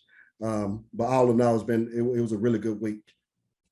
Appreciate those opening comments, Coach. First question goes to Dr. Cavill. Kenyatta Cavill, Dr. Cavill's inside the HBCU Sports Lab. Coach Wade, what are the benefits or your thoughts, and maybe not so much, in regards to having an open week this early in the season? The bad thing about it is, coming off a loss, you're ready to get right back, so that's the bad part. The good thing about it is just being able to kind of rest. And, the message this week has been, these guys ready to get back out there. They're ready to get back out and play on a Saturday, but time waits for nobody, time stops for nobody, and doesn't speed up for anybody. So the question is, what are you going to do while you wait? So we just focus on just going back to just doing things the right way, as far as just kind of how we approach not games, but how we approach practice. Are we still doing the little things that it takes to be successful? So that's been the biggest thing. Follow-up, next matchup, Delta State. In terms of region, we discussed last week, rivalry type matchup because of how close the institutions are. With that being said, they jumped out and seemed to be able to put the ball in the end zone, put up some points, averaging 42, as you know. But your defense has been pretty solid. What do you want to see your defense do against this Delta State offense? Put pressure on that quarterback. They go as he go. Patrick Shegard, the reigning Gulf South Offensive Player of the Year. So again, just kind of putting pressure on him and just being disciplined, being good on our fits as far as run fit, eyes being where they're supposed to be. If you're a deep third player, you need to get to your spot. So just doing the small, basic, fundamental things that we need to do is going to be very essential as far as, as we get ready for Delta State. The thing about this team that jumps out, they fundamentally sound. They don't beat themselves. So we can't put ourselves in position to beat ourselves. So we got to do what we're supposed to do when we're supposed to do it at all times. We like the matchup, honestly, we do. They're a good football team. Offensively, they're really good. But defensively, we got some guys as well that can kind of match up with those guys. So we're looking forward to this matchup. No doubt, I am as well. Thank you, Coach. Good luck. Yes, sir. Thank you. Next up, we'll take a question from Mike Prince.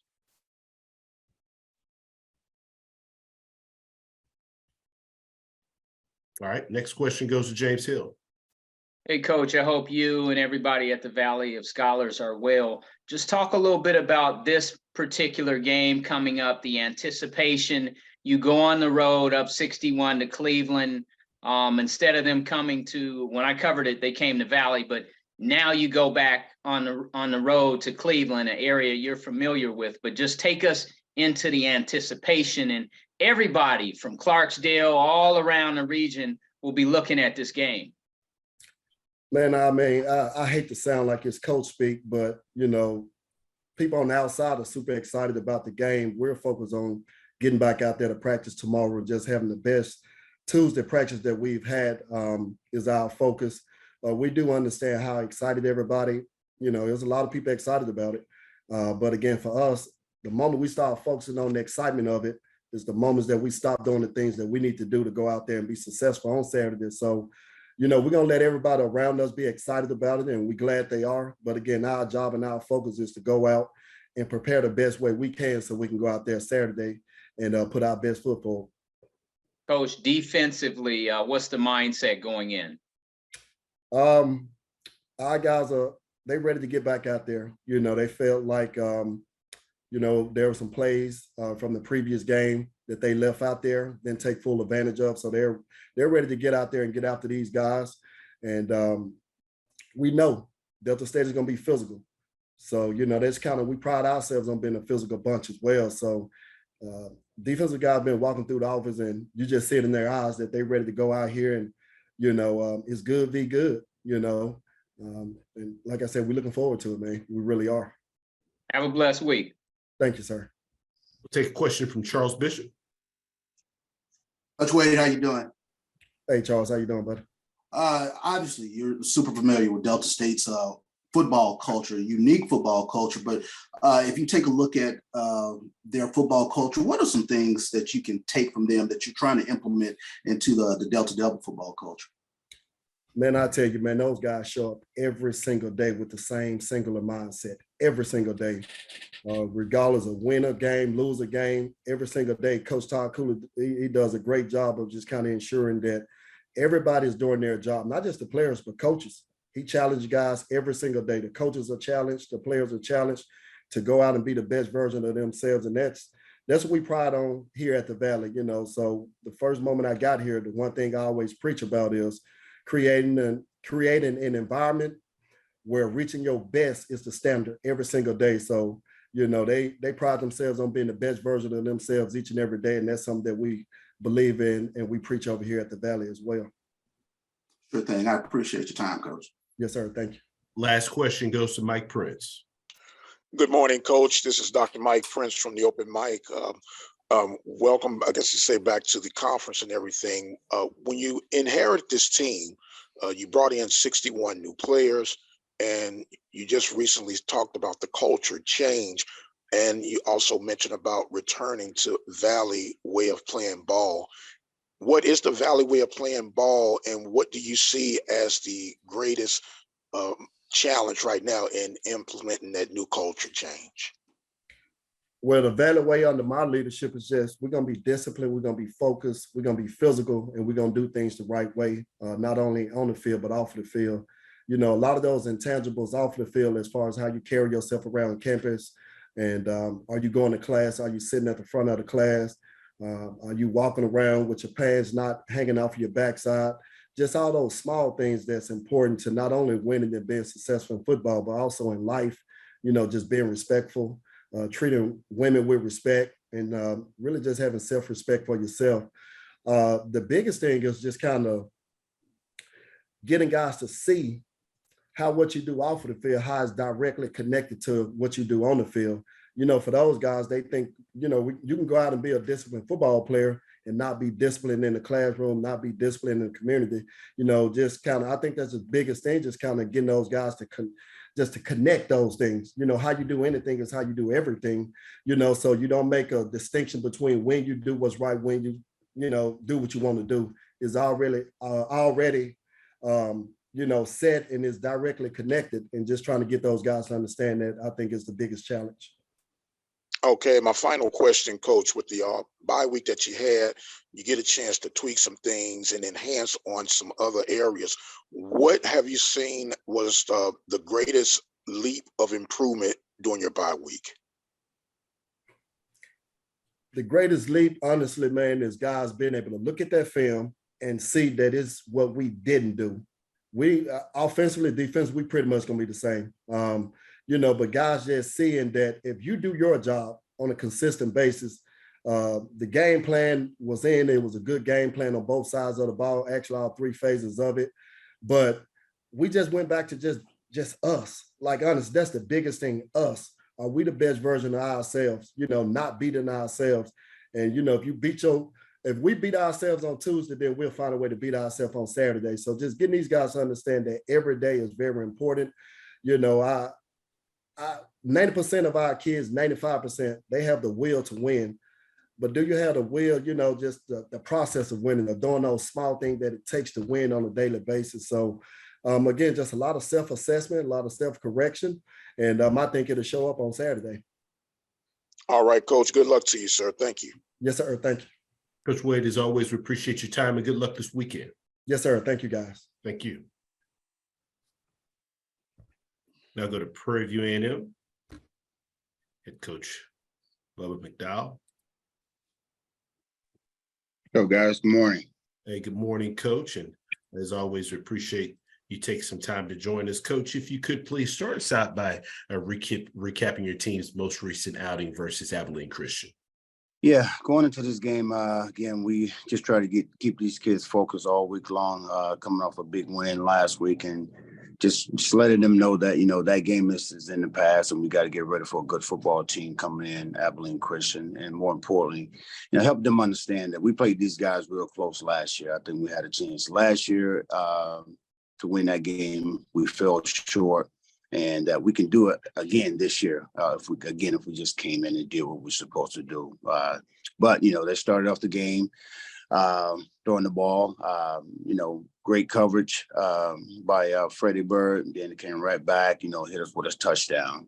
And then we just kind of fell apart from there. Again, just special team wise, we wasn't blocking. Wasn't happy with that. We wasn't blocking a whole lot of guys, even though he was kicking out of the end zone. Again, we wasn't on all cylinders together as a group. But we came out second half. We went in second half. I said some things that I normally don't say. We came out, second half and played good football. Again, our numbers doesn't show, what we should have had, score wise. We stopped them defensively running the ball. Unfortunately, we couldn't stop them with, the throwing, the passing, but two guys, blowing coverages down in that fourth quarter, really hurt us as well. Again, we had a block punt for a touchdown, fumble ball on the 1 yard line going into the end zone, fumble, we were driving the ball, double A, fumbled the ball going, I think on the 5 yard line, somewhere around there. Again, all momentum in the second half that was going our way, but then, making those mistakes, those turnovers cost us. And again, you can't, win against a football team like that, against ACU, and expect to win the football game. 4 or 5 turnovers against any average team, you're not going to win games. Then we was in the red zone again, I think around the 8 yard, 10 yard line, going in and we throw an interception. So, we got to go into this week, against a good team, big team, fast team. We know who they are, and correct a lot of mistakes, and I think if we do that, we're going to play much better football. But again, we had a chance, we had our chances, we didn't capitalize on them. And, anytime you do that, have those mistakes and turnovers, you're not going to win the game. Appreciate those opening comments, Coach. First question goes to Charles. Coach McDowell, how you doing, sir? Macy, how you doing, buddy? I wanted to ask, and you and I, we talked a little bit about Abilene Christian with regards to the physicality of the run game, but the fact that they opened up the passing game as well as they did that kind of catch you off guard a little bit in regards to schematically what they were going to do? No, not at all. I mean, Coach Fosselman had these guys ready to go. We knew what they was going to do offensively, run the ball, pass the ball. Just more of us, being in position and talking back there in the secondary, which again, for us to be successful. Again, we were pretty successful in stopping the run, but now, stopping the pass, we're going to have to do some things a little different to help our corners back there this week, and going forward. But yeah, we knew what they was going to do. It was just more of us going out, executing the assignments that they should have executed, down the stretch. In that game, I'm sorry. A quick follow-up, and you mentioned the score was not really indicative of how well you guys moved the football, but especially I think 3 red zone turnovers, but just moving forward, just kind of what does it look like in terms of shoring up what you guys do within the red zone? Well, again, we're not going to change anything different than what we've been doing. And we know we got guys that can score. We know we can move the ball when we need to. Again, just we got to figure out how not to make the mistakes, not turn the ball over. And guys, if we do that, we're a pretty good goddamn football team at that, and that's what I'm telling them, out there practice today. I'm saying, shoot, it's not like they did a whole lot to win the game. They just made more plays than we did and capitalized on mistakes. Now we, on the other hand, have to stop giving good football teams those opportunities. And I think if we do that, then we'll win a lot of games if we don't turn the ball over. Good thing. Appreciate you, Coach. Next question goes to James Hill. Hey, Coach, I hope you and everybody at Prairie View are well. Talk a little bit about your quarterback, Trezon, what you're seeing from that gentleman so far. Trezon, again, he's doing what he's asked to do. He's commanding the offense and moving the ball, throwing the ball. Still missing some key things that he should be looking at, seeing and throwing. But I would say right now he is definitely doing what we asked him to do. You know, he's commanding, moving the offense like he should. And that's all we can ask of him because he's an athlete. You know, we know he can run, he can pass the ball, and you know, these little mysteries that he's not seeing, you know, he's going to get better as he continues to look at film and correct himself. Coach, going into the next contest, it's Southern Methodist, the Mustangs, the Dallas market. Talk a little bit about recruiting and people in that area get an opportunity to see you guys, and maybe they want to be a part of what you guys are doing. Yeah, they should be. You know, we got a good football team. We got a good coaching staff as well. You know, and we've recruited Dallas heavy, man, in the past year. So it ain't gonna be no difference. You know, we got to go in there again. You know, these guys gotta show SMU, you know, that they come to play, and I think if we do that, you know, we'll minimize that score, you know, the scoring, should I say. If everybody just go out and do their 100, you know, defensively, offensively, you know, and put on a good show. I mean, again, you know, they want to play against some of the best. They want to be, you know, one of the best. You know, what better opportunity to show against a great football team that's up and coming. You know, they played Oklahoma really well, BYU. You know, they're a good football team. You know, and again, also to show those guys, kids, the players in the Dallas area, you know, ones that are from there, you know, that this is what you can do. If you come to PV, you know, do what you're supposed to do, just start, you know, and make plays, you know, and that's what we want to show these guys, you know, again, that you can make a lot of plays. You can come down, you can go to SWAC schools and get great coaching, you know, and do some things, you know, if you're trying to get to the next level, whatever level that may be, you know, just come, do what you got to do and have fun doing it. Thank you, sir. Have a great week. You too, Mike. Thanks, James.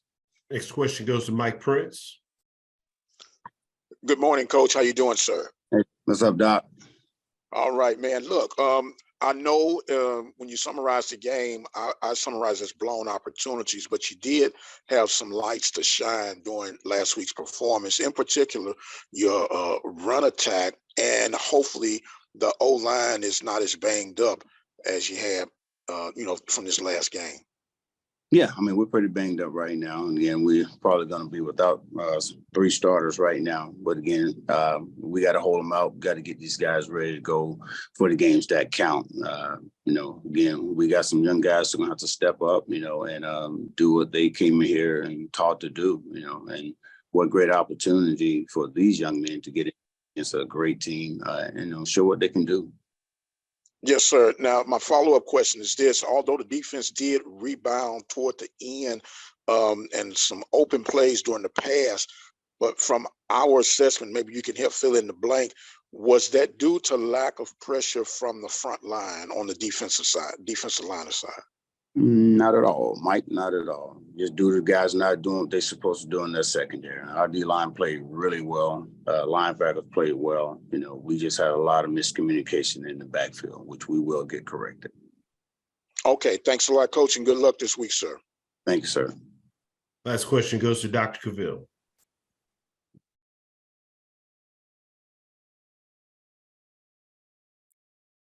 Last question goes to Dr. Cavill. This is Dr. Cavill's inside HBCU Sports Lab. I was just asked, obviously, we were able to run effectively, 299 yards, averaged 5 yards a carry, and got in the end zone twice. But in terms of that, there was one call where it looked like I might have gotten the end zone, which happens, but there wasn't a review. Was there anything of why they didn't review it? And nothing was said. They said they reviewed it up there in the box, and that was all they told us. You know, we even reviewed the Ahmad Antoine fumble as well, the second fumble when we were driving. We reviewed that. They said they was reviewing up in the box, and that was all they gave us. Understand. In regards to one follow-up question, the balance that you're able to do between the run and passing ball receivings, although it didn't necessarily get in the end zone, and you talked about that with deep turnovers. Talk about the balance you're able to do, not just being as effective running, but also being able to throw the ball. Yeah, and again, like I said, Trayvon did a great job again, just managing. We know he can throw the ball. We know that we got wide receivers that can catch the ball. Again, it's just we got to go out and execute, Doc. And again, if we execute the things that they taught, and that we go over and practice throughout the whole week, and do it in game time again where it counts. We'll be pretty good during football team. We'll be very hard to beat. If we, again, as we say, on all cylinders. These guys are doing what they're supposed to do and actually do. We're a pretty good football team. But then it's when you don't do that, we get in trouble. Thank you, Coach. Good luck this weekend. Thank you, Doc. Coach, as always, we appreciate your time and good luck this weekend. Thanks, gentlemen. Thank you. We now go to Southern University. Head coach Eric Dooley. Coach, as always, we appreciate your time. If you could please start us out by recapping this past week's outing versus Jackson State. Yes, good morning. Had a tough outing. It sounded like a recording, but played a very good football team that came in and wanted to be physical. There's no question about that. And I thought they did a great job. I thought throughout that game, we had some missed opportunities. Of course, I call it the green zone. When you get in the green zone, you got to take care of the football. You got points there, so we got to make sure we take care of that. Turnover killed us, but tackling killed us as well.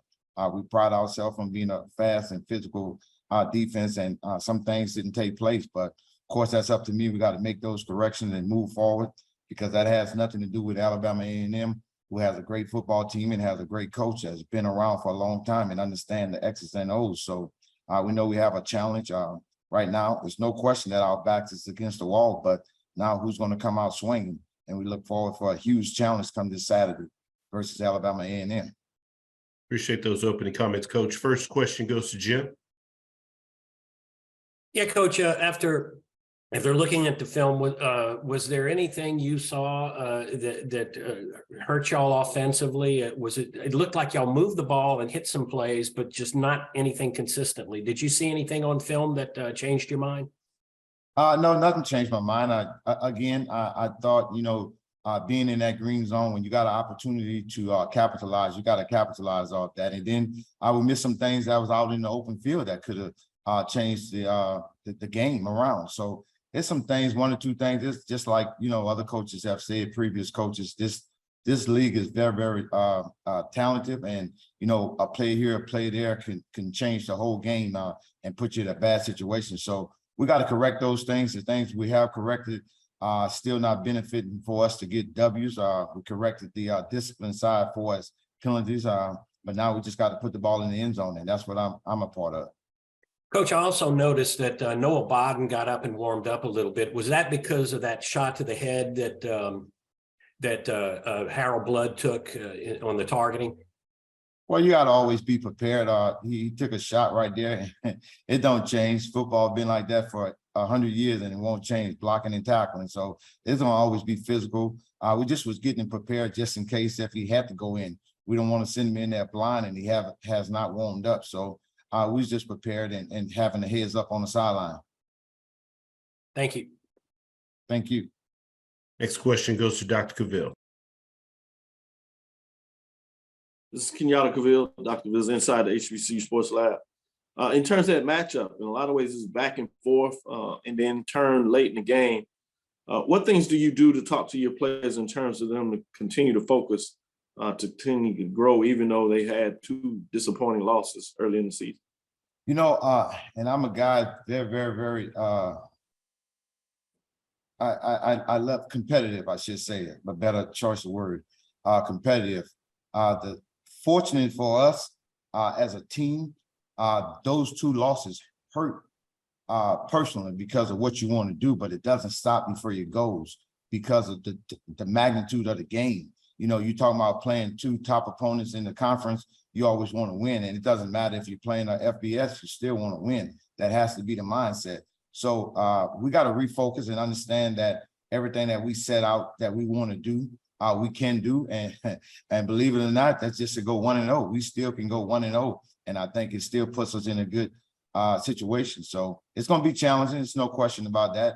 It's not like we're facing a team that we automatically supposed to win. We're facing a good football team with an excellent coach that I believe that is a great coach. So we got our challenges, but we're going to definitely be up for the challenge.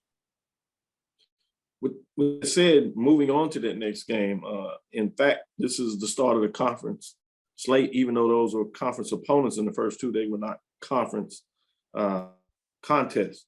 You play Alabama A&M, that seems to be putting things together, being able to be effective offensively, but even more so defensively. What are you seeing from the Bulldogs in terms of what they bring to the table defensively? Well, you know, when you look at their defense, they're big and fast and strong. So you can see that, and they're applying pressure and getting to the football. And you always want 11 hats to the ball. That's what you preach over and over. And then you got some guys had some takeaways. You got to always be mindful when you got several guys in your secondary have interceptions, and then you have a guy that's lead. You're talking about sacks. So all those things are very concerning. They got some players that we feel that are very, very impactful to their defense. So it's not just one guy you got to concentrate on. I think they got a unit, and that's always good for a head coach to have a unit, especially a guy that's an offensive-minded guy. To have a defense that's playing to that level is always pleasing to him. Thank you, Coach. Good luck this weekend. Look forward to the match. Thank you, Doc. Next question goes to James Hill. Hey, Coach, I hope you and everybody on the Bluff are well. When you think about the health factor, health and strength, getting out of last week, moving into this weekend, what goes through your mind? Well, I mean, it's a contact sport, ain't no question about it. So we know things like that's going to happen. You're going to have your bumps and bruises, just who can return back and who can return back to play. I think after you get to the third game of the season, there's not a person that's 100%. So you just got to know how much can you tolerate? How much can you bear? What can you do? How deep can you go down and go get it? So it's just all gut check now. What are you going to bring to the table? And my team going to bring it to the table. They're going to play. They're going to play tough. They're going to play hard. They understand the situation that we're in, but they also understand no one put us in that situation. We put ourselves. So we got to dig ourselves out of that situation. Coach Dooley, Alabama A&M comes in, Coach Maynard and his Bulldogs, but just talk a little bit about defending Mumford this weekend and playing the type of football you want to play.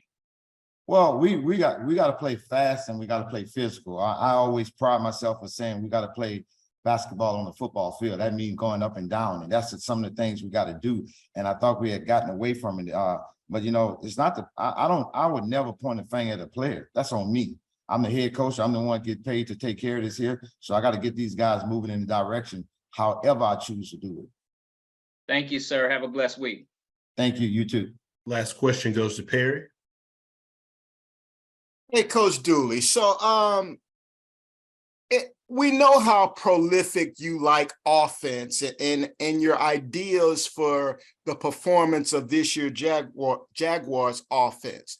On a scale from 1 to 10, with 10 being the highly dynamic, high scoring offense that you desire, where is your offense now? I said a 4. We haven't tipped the scale. You're talking about in 2 weeks, we only put up 24 points.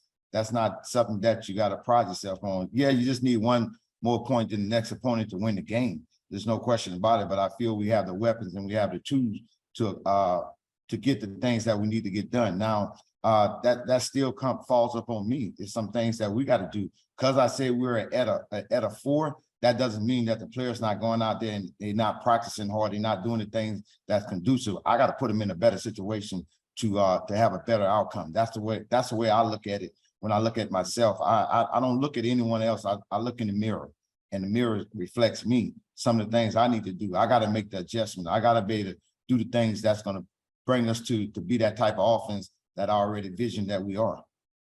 And Coach, you're playing your third SWAC East opponent, and you were chosen to win the SWAC West.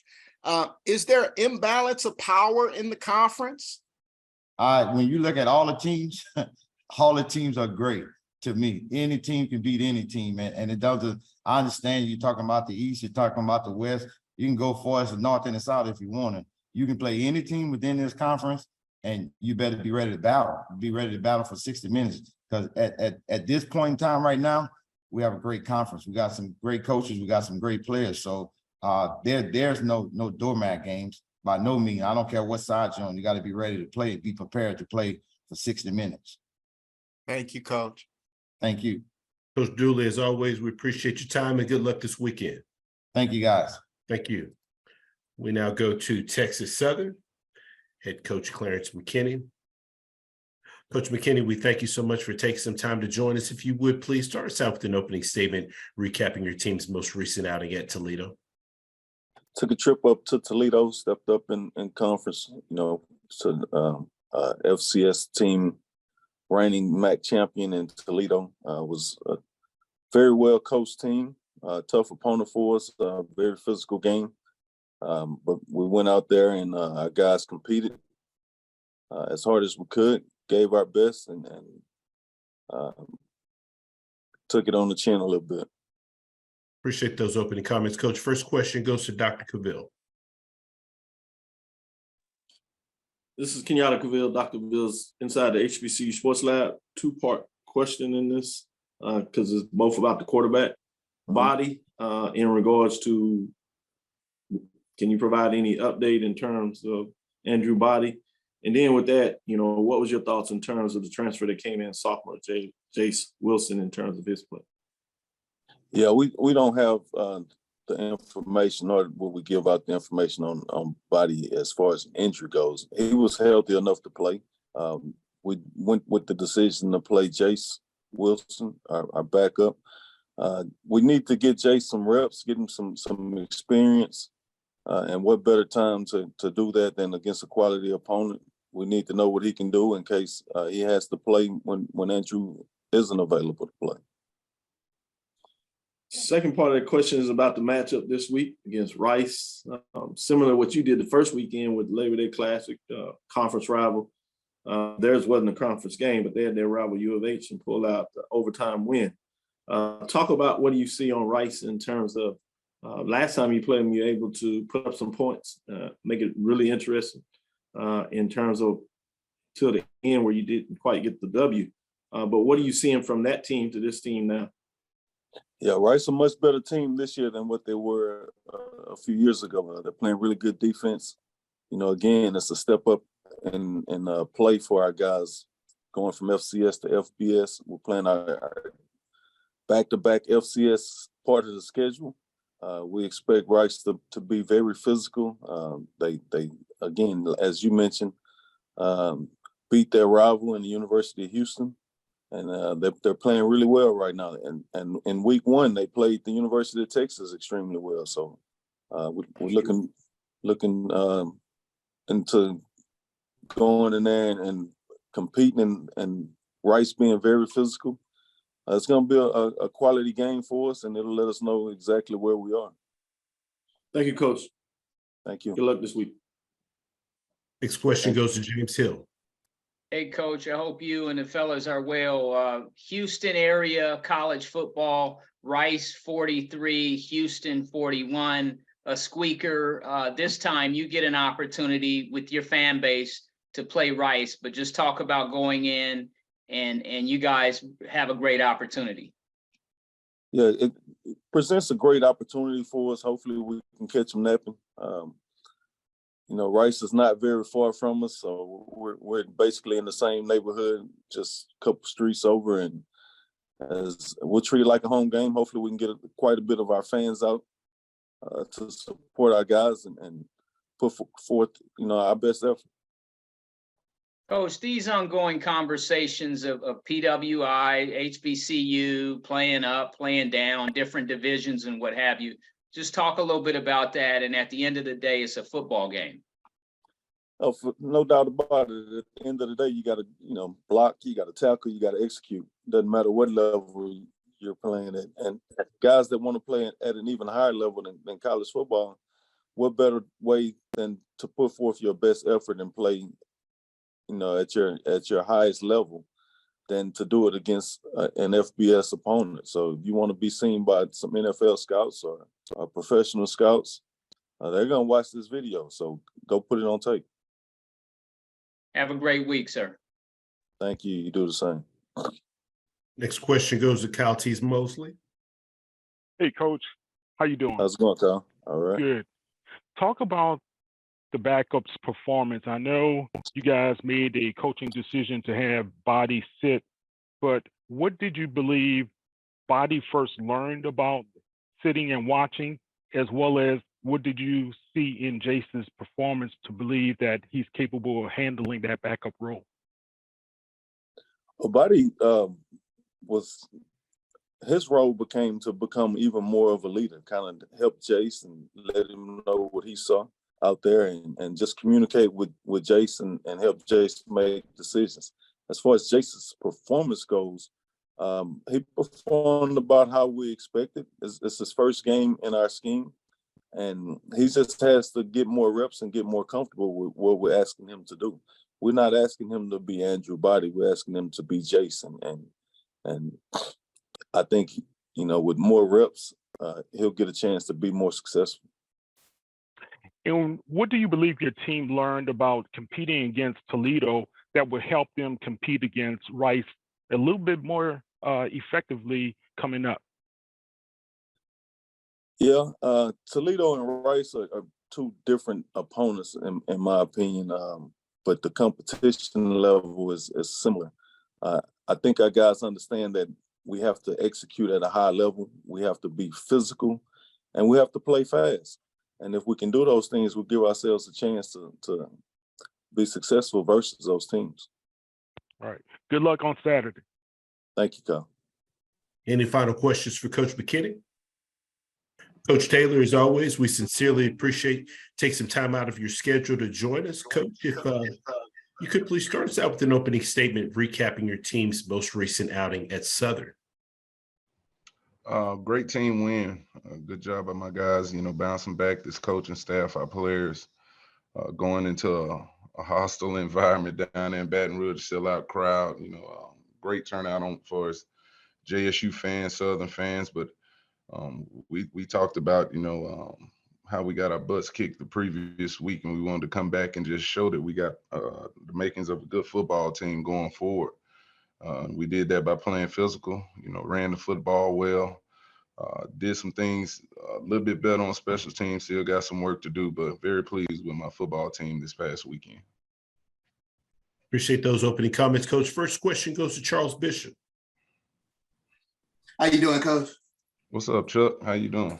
I'm good. Congratulations on the big win down there in Southern. I wanted to ask a little bit about the defensive line. You guys bounced back from the loss of FAMU, but a guy like Devontae Davis, what he means to the defensive line. Yeah, he's the one true leader. We got a couple guys that we expect to lead, be out front when you talk about JSU football. Devontae Davis is that. He's a guy that, when I got here in 19, he was a freshman coming in. So he's been, originally with Jackson State, and he understands the JSU way, but plays hard, does everything the right way. It's been, like I said, a leader for this football team. When he speaks, the rest of the team basically is locked in when he talks, and he just goes out there and prove it with his play. Very happy with, his performance on Saturday. Dominant force, what all levels are looking for, in a D-line, 6'4" kid, 300 pounds, just a brute of an athlete. So it's good to see him finally, getting it going, on last Saturday. Sure. Follow up to that, and you touched on it with regards to special teams. You have a real weapon in punter Matt Noel. Huge leg, had a 71-yarder this past week. But let me ask, does it become tough to manage such a big leg when he has the ability to sort of outkick the coverage? Definitely. The thing that I was telling him in that game, you got the distance, but I need some height. This kid, we knew we was getting something special from as far as recruiting when he was in the portal, All-American coming from Delaware State, and we've been seeing it in practice. But anytime you can have opportunity to flip the field, that's great for our football team. That's why you kind of see us. We have tried to get some fast guys out there at the gunner position. Andre Hunt with great speed plays gunner, and if you look at it, when the one that they return, Hunt is right there in position to make that play. He broke down, did everything we coached him up to do. But, kudos to the kid returning the kick. He made a heck of a move on him, to create that. I think he was inside the 5-yard line when he touched that football. I told Hunt the only thing you probably could have did a little different was just, just shoot your gun, pull the trigger, and throw your body at him. But Matt Knoll has been a pleasant surprise. It's good to have him here anytime, you got a kid can flip the field like that. He might be your best defensive weapon. Sure thing. Thank you, Coach. No problem. Next question goes to James Hill. Hey, Coach, I hope you and everybody at Jackson State are well. Talk about Mr. Brown, Jason Brown from Tech, throwing it around, and then what Mr. Rico Powers was able to do. It's good to see the relationship those two are developing, going forward. They're going to be something to deal with if they can keep that chemistry going that they have. Very pleased with Jason's bounce back performance, no turnovers. He just went out there and managed the game well. That's all we asked him to do. We try to make sure the talent around him is on point, but he has to do some things. Basically, like I said, we're not asking you to go out there and take a game over, but just be smart with the football and do what you're supposed to do as a quarterback. And I thought he did that. He did a good job. It was surprising to me to see him run the ball because he run like paint dry. It's slow, but he was still very effective. The one zone read he pulls and gets a first down for us. The touchdown pass to Rico, for him to maneuver around in the pocket, he steps up. We've been on him about that. Breaks the pocket and he wants to run, but then he gets his eyes back downfield and gets his arm in a throwing position, rips it out there, and Rico Powers does the rest. I challenged him. Last week I felt like he didn't play tough, and I told him that. I told him that in the game. I said, you have got to be tougher for this football team. When you get knocked down, you got to get up, and your teammates got to see it. And I think that's why he took it up on himself to, when he had those opportunities to run the ball, he ran the ball, got behind his pads. And I told him on the sideline, I said, hey, man, you got to start sliding. And he said, you never taught me that. I said, man, you've been in school longer than I've been coaching, so you should already know how to slide. But very pleased with those two. And Rico Powers, he's a pro. I mean, let's just be honest. The things that dude is doing out there now, and the scouts that come in here and see him, they salivating to get an opportunity to get him to the next level. We're blessed that he has another year of football, but world-class speed, big receiver that can run and catch the football. He did have the drop earlier, but that's how I kind of know what you're going to get out of Rico in the football game. If he can get that first drop out of the way early, he's going to be fine going forward. But cornerbacks, and you saw Southern do it, they're going to have to stay high on top of Rico. He don't get a lot of press coverage, and you can see why he showed it in that football game. And he, even the one kickoff return, we just a hair away from, popping that one out as well. Coach, Texas State, what do you see when you look at that football team? Big. They got some size down there on the offensive line, defensive line. A very active, well-coached football team. A quarterback that's played in the SEC, that's been around, played some snaps with some size. They can do it, play with some tempo on offense, but it seems like they want to run the football and take their shots over the top. That's what I'm seeing offensively. And defensively, just meeting with my offensive staff a little while ago, they play with great leverage and effort. Each and every play. You look at the Baylor game, you see why they beat Baylor. They just played harder than that football team did. San Antonio, they played this past weekend, came out and, matched them tick for tack, but it's going to be a challenging week, but I'm looking forward to it. Like I told my guys, if you got aspirations of playing on the next level, want to play, against these FBS opponents, these are the ones you got to get up for and be ready to go. Thank you, sir. Have a great trip. All right. Thank you. Next question goes to Dr. Cavill. This is Kenyatta Cavill. Dr. Cavill's inside the HBCU Sports Lab. Hey, Coach, many teams just played 2 games. He played 3 out there. But what are your thoughts in terms of the first 3 games that you played thus far in terms of those matchups of your team? It's been tough. That's what I told the team in the locker room after that Southern game. hell, excuse me, but I'm tired of living out of suitcases. That's my wife been getting on my butt. It's been suitcases in the bedroom every night that I hadn't unpacked. And it's been a challenging schedule for our football team. For us to be at 2-1, and that one, we didn't play our best football game. We had a lot of mistakes on our end, but not taking nothing away from a good FAMU football team. But this has been a challenge. Our kids weren't ready to play here at the vet. But that's the way this thing played out.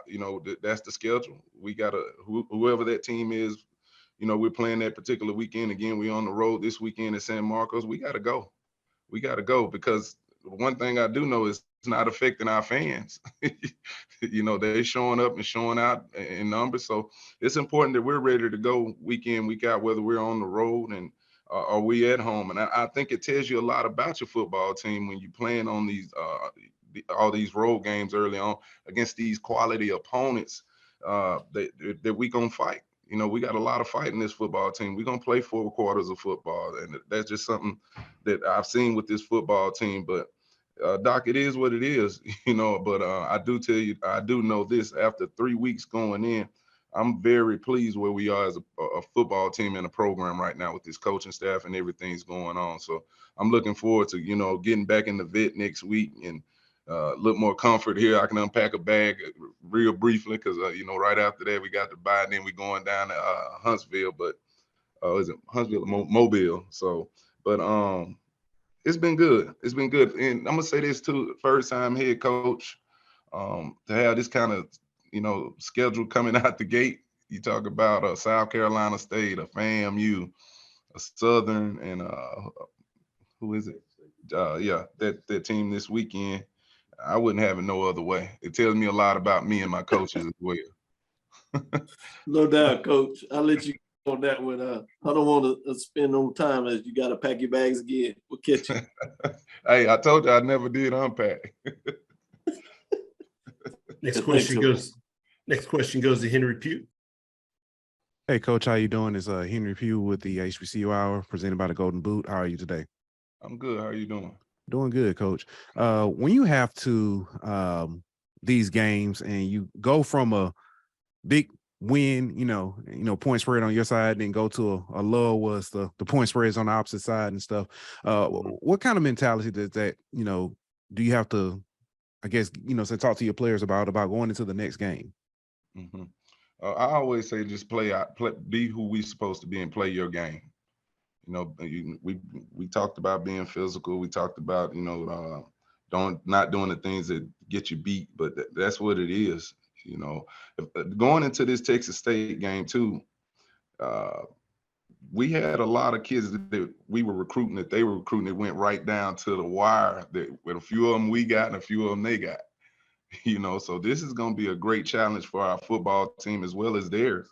And the recruiting piece of this whole deal, because I guarantee you come recruiting season, we'll be tit for tat trying to get some of the same players that they're trying to get in there as well. But you just try to get your football team to remain consistent. That's the biggest thing for us right now. We coming off a huge win, like you said, Dr. Cavill was talking about the road trips and stuff, but we coming off another huge win. Coming off the road, we just got to go on the road, do it again. They're going to have a hostile crowd, but I guarantee you Jacktown going to be in the house, so that's going to provide us some energy, some momentum as well. It's just up to us to go out there and do the little things right, missed tackles, red zone offense, third down offense, not turning the football over. So, it's just business as usual this week for us. Okay, Coach, and to follow that up, you talked about having to be on the road a lot.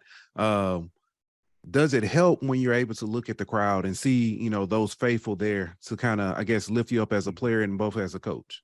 Oh, definitely. Definitely. I mean, we on the road, but it feels like a home game. All those fans up in there, you pull up to the hotel and you can just feel the love, the JSU hats and jerseys and T-shirts everywhere. It kind of comforts our football team, myself as a coach, as well as these other coaches. If you look at this game that we just played this past weekend, like I said, the fan base was tick for tack, and with us winning that game throughout, you could just hear JSU up in there. It was kind of quiet on that other side, even though they had a nice little group over there, but you didn't hear a lot coming from over there. But you know, JSU rocks the house. You know, and that's what I tell my team. That's part of our responsibility. If they're gonna show up, we gonna play. All right, thank you, Coach. No problem. Last question goes to Kyle. Hey, Coach, Kyle T. Mosley, HBCU legend. You guys were rocking the house. I was there. And but one thing that kind of helped you guys, I noticed, was the 270 yards that you had on the rushing side. And it was a well-balanced attack that you guys have. Do you believe that can be able to be sustained going into Texas State?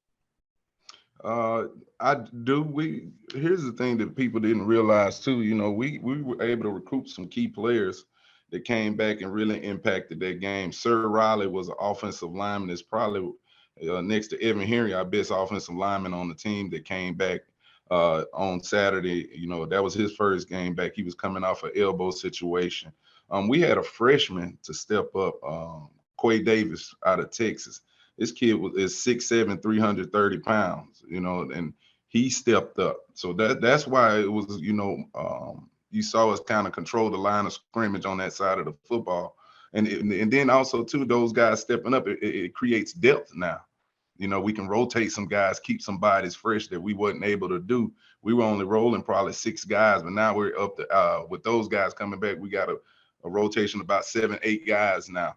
And then, you know, with the injury situation, J.D. Martin is just kind of banged up right now. We always talk about the next guy. Who'd have thought Desmond Moultrie would have come out there and did what he did?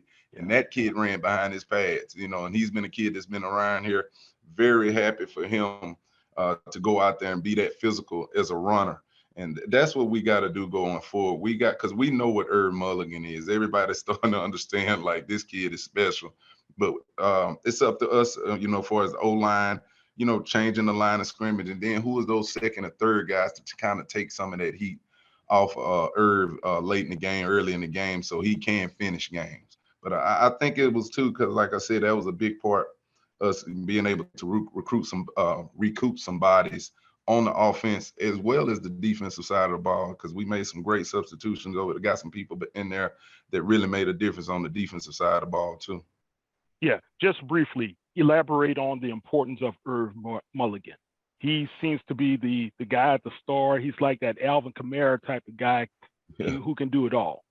Yeah, I mean, he's a big part of what we're doing offensively. We saw at all camp when we can get J.D. Martin back and Herb Mulligan in the mix, you know, that backfield is special.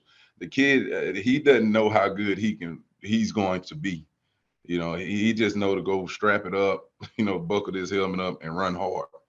You know, what we got to get Herb to get, we're working on him to the little things, understand where you need to be on protection. Not saying he's bad there, but just being a more complete back. You know, it's more, I tell him all the time, it's more to the game than just running outside zone.